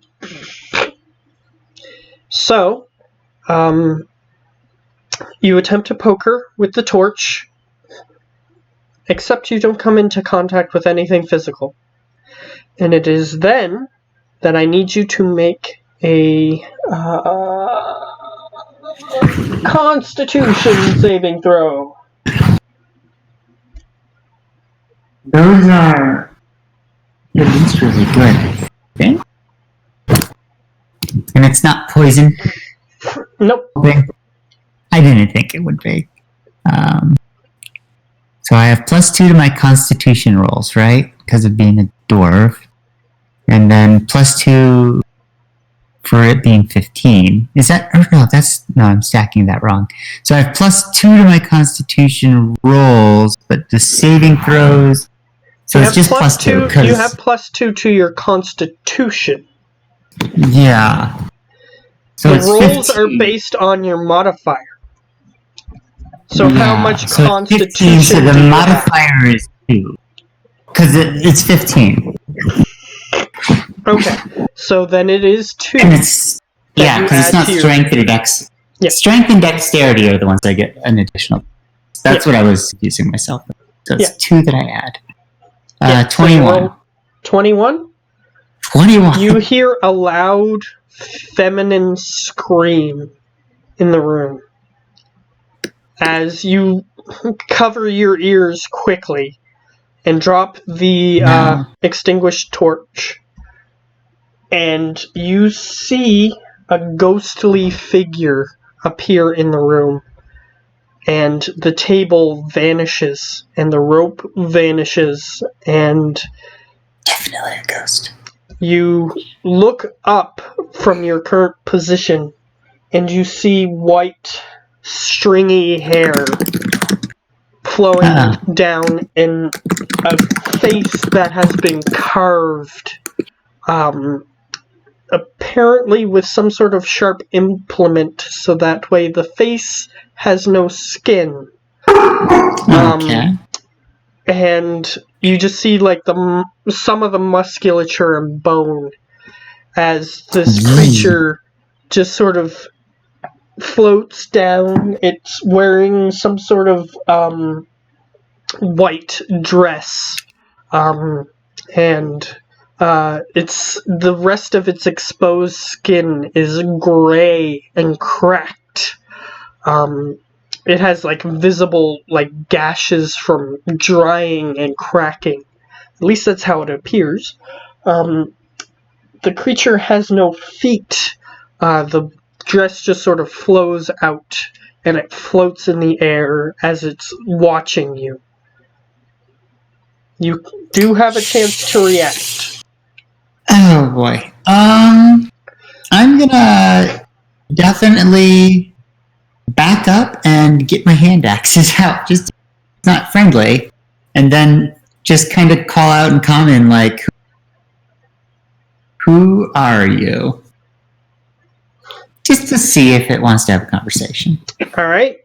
It looks at you and it starts floating towards you, its hands in a curled, and every time it you see like slight movements in it, and every time the slight movement happens you hear a slight cracking sound, and it's just sort of moving towards you, looking at you in a very unnatural, not very socially acceptable way.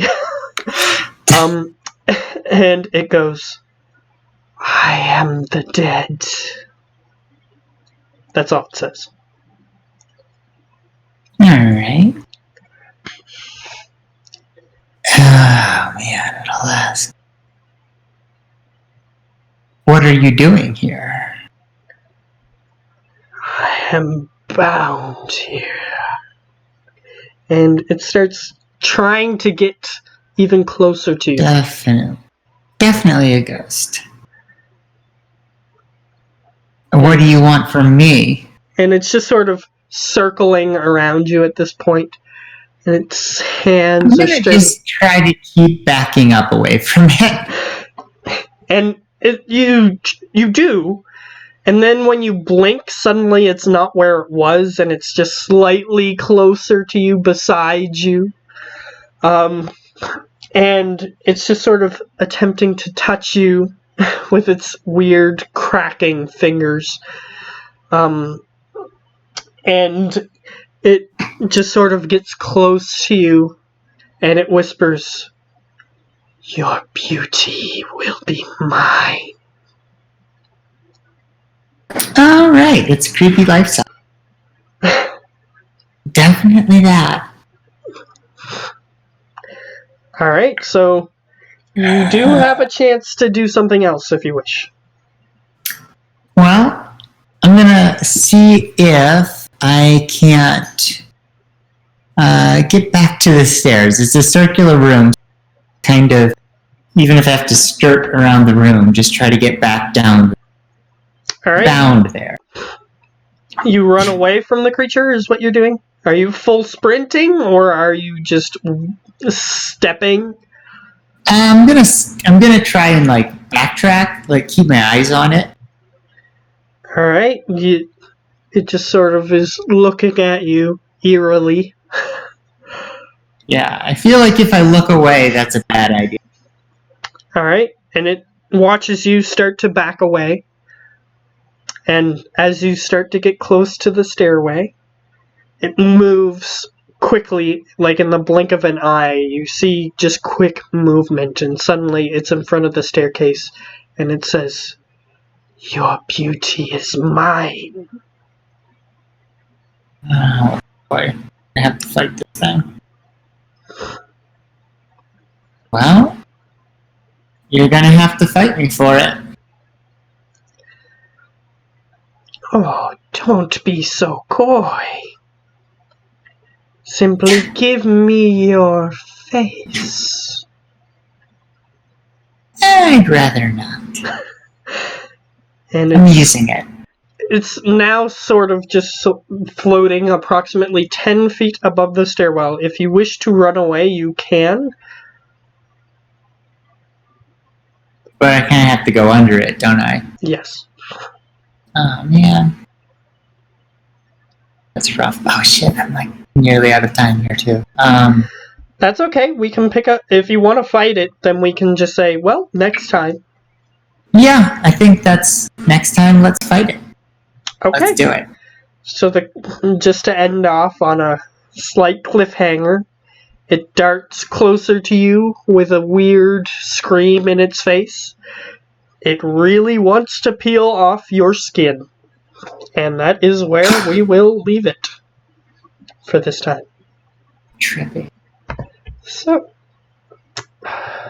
actually, before we stop streaming, I'll get you to make a religion check. Because I might be able to give you a little bit more information based on what you've seen. Well, with my luck, with intelligence, that's not going to go anywhere super well, but I'll try. Sure. Look, I didn't make the smartest character in the world. 16. What was that, sorry? 16. 16. Okay.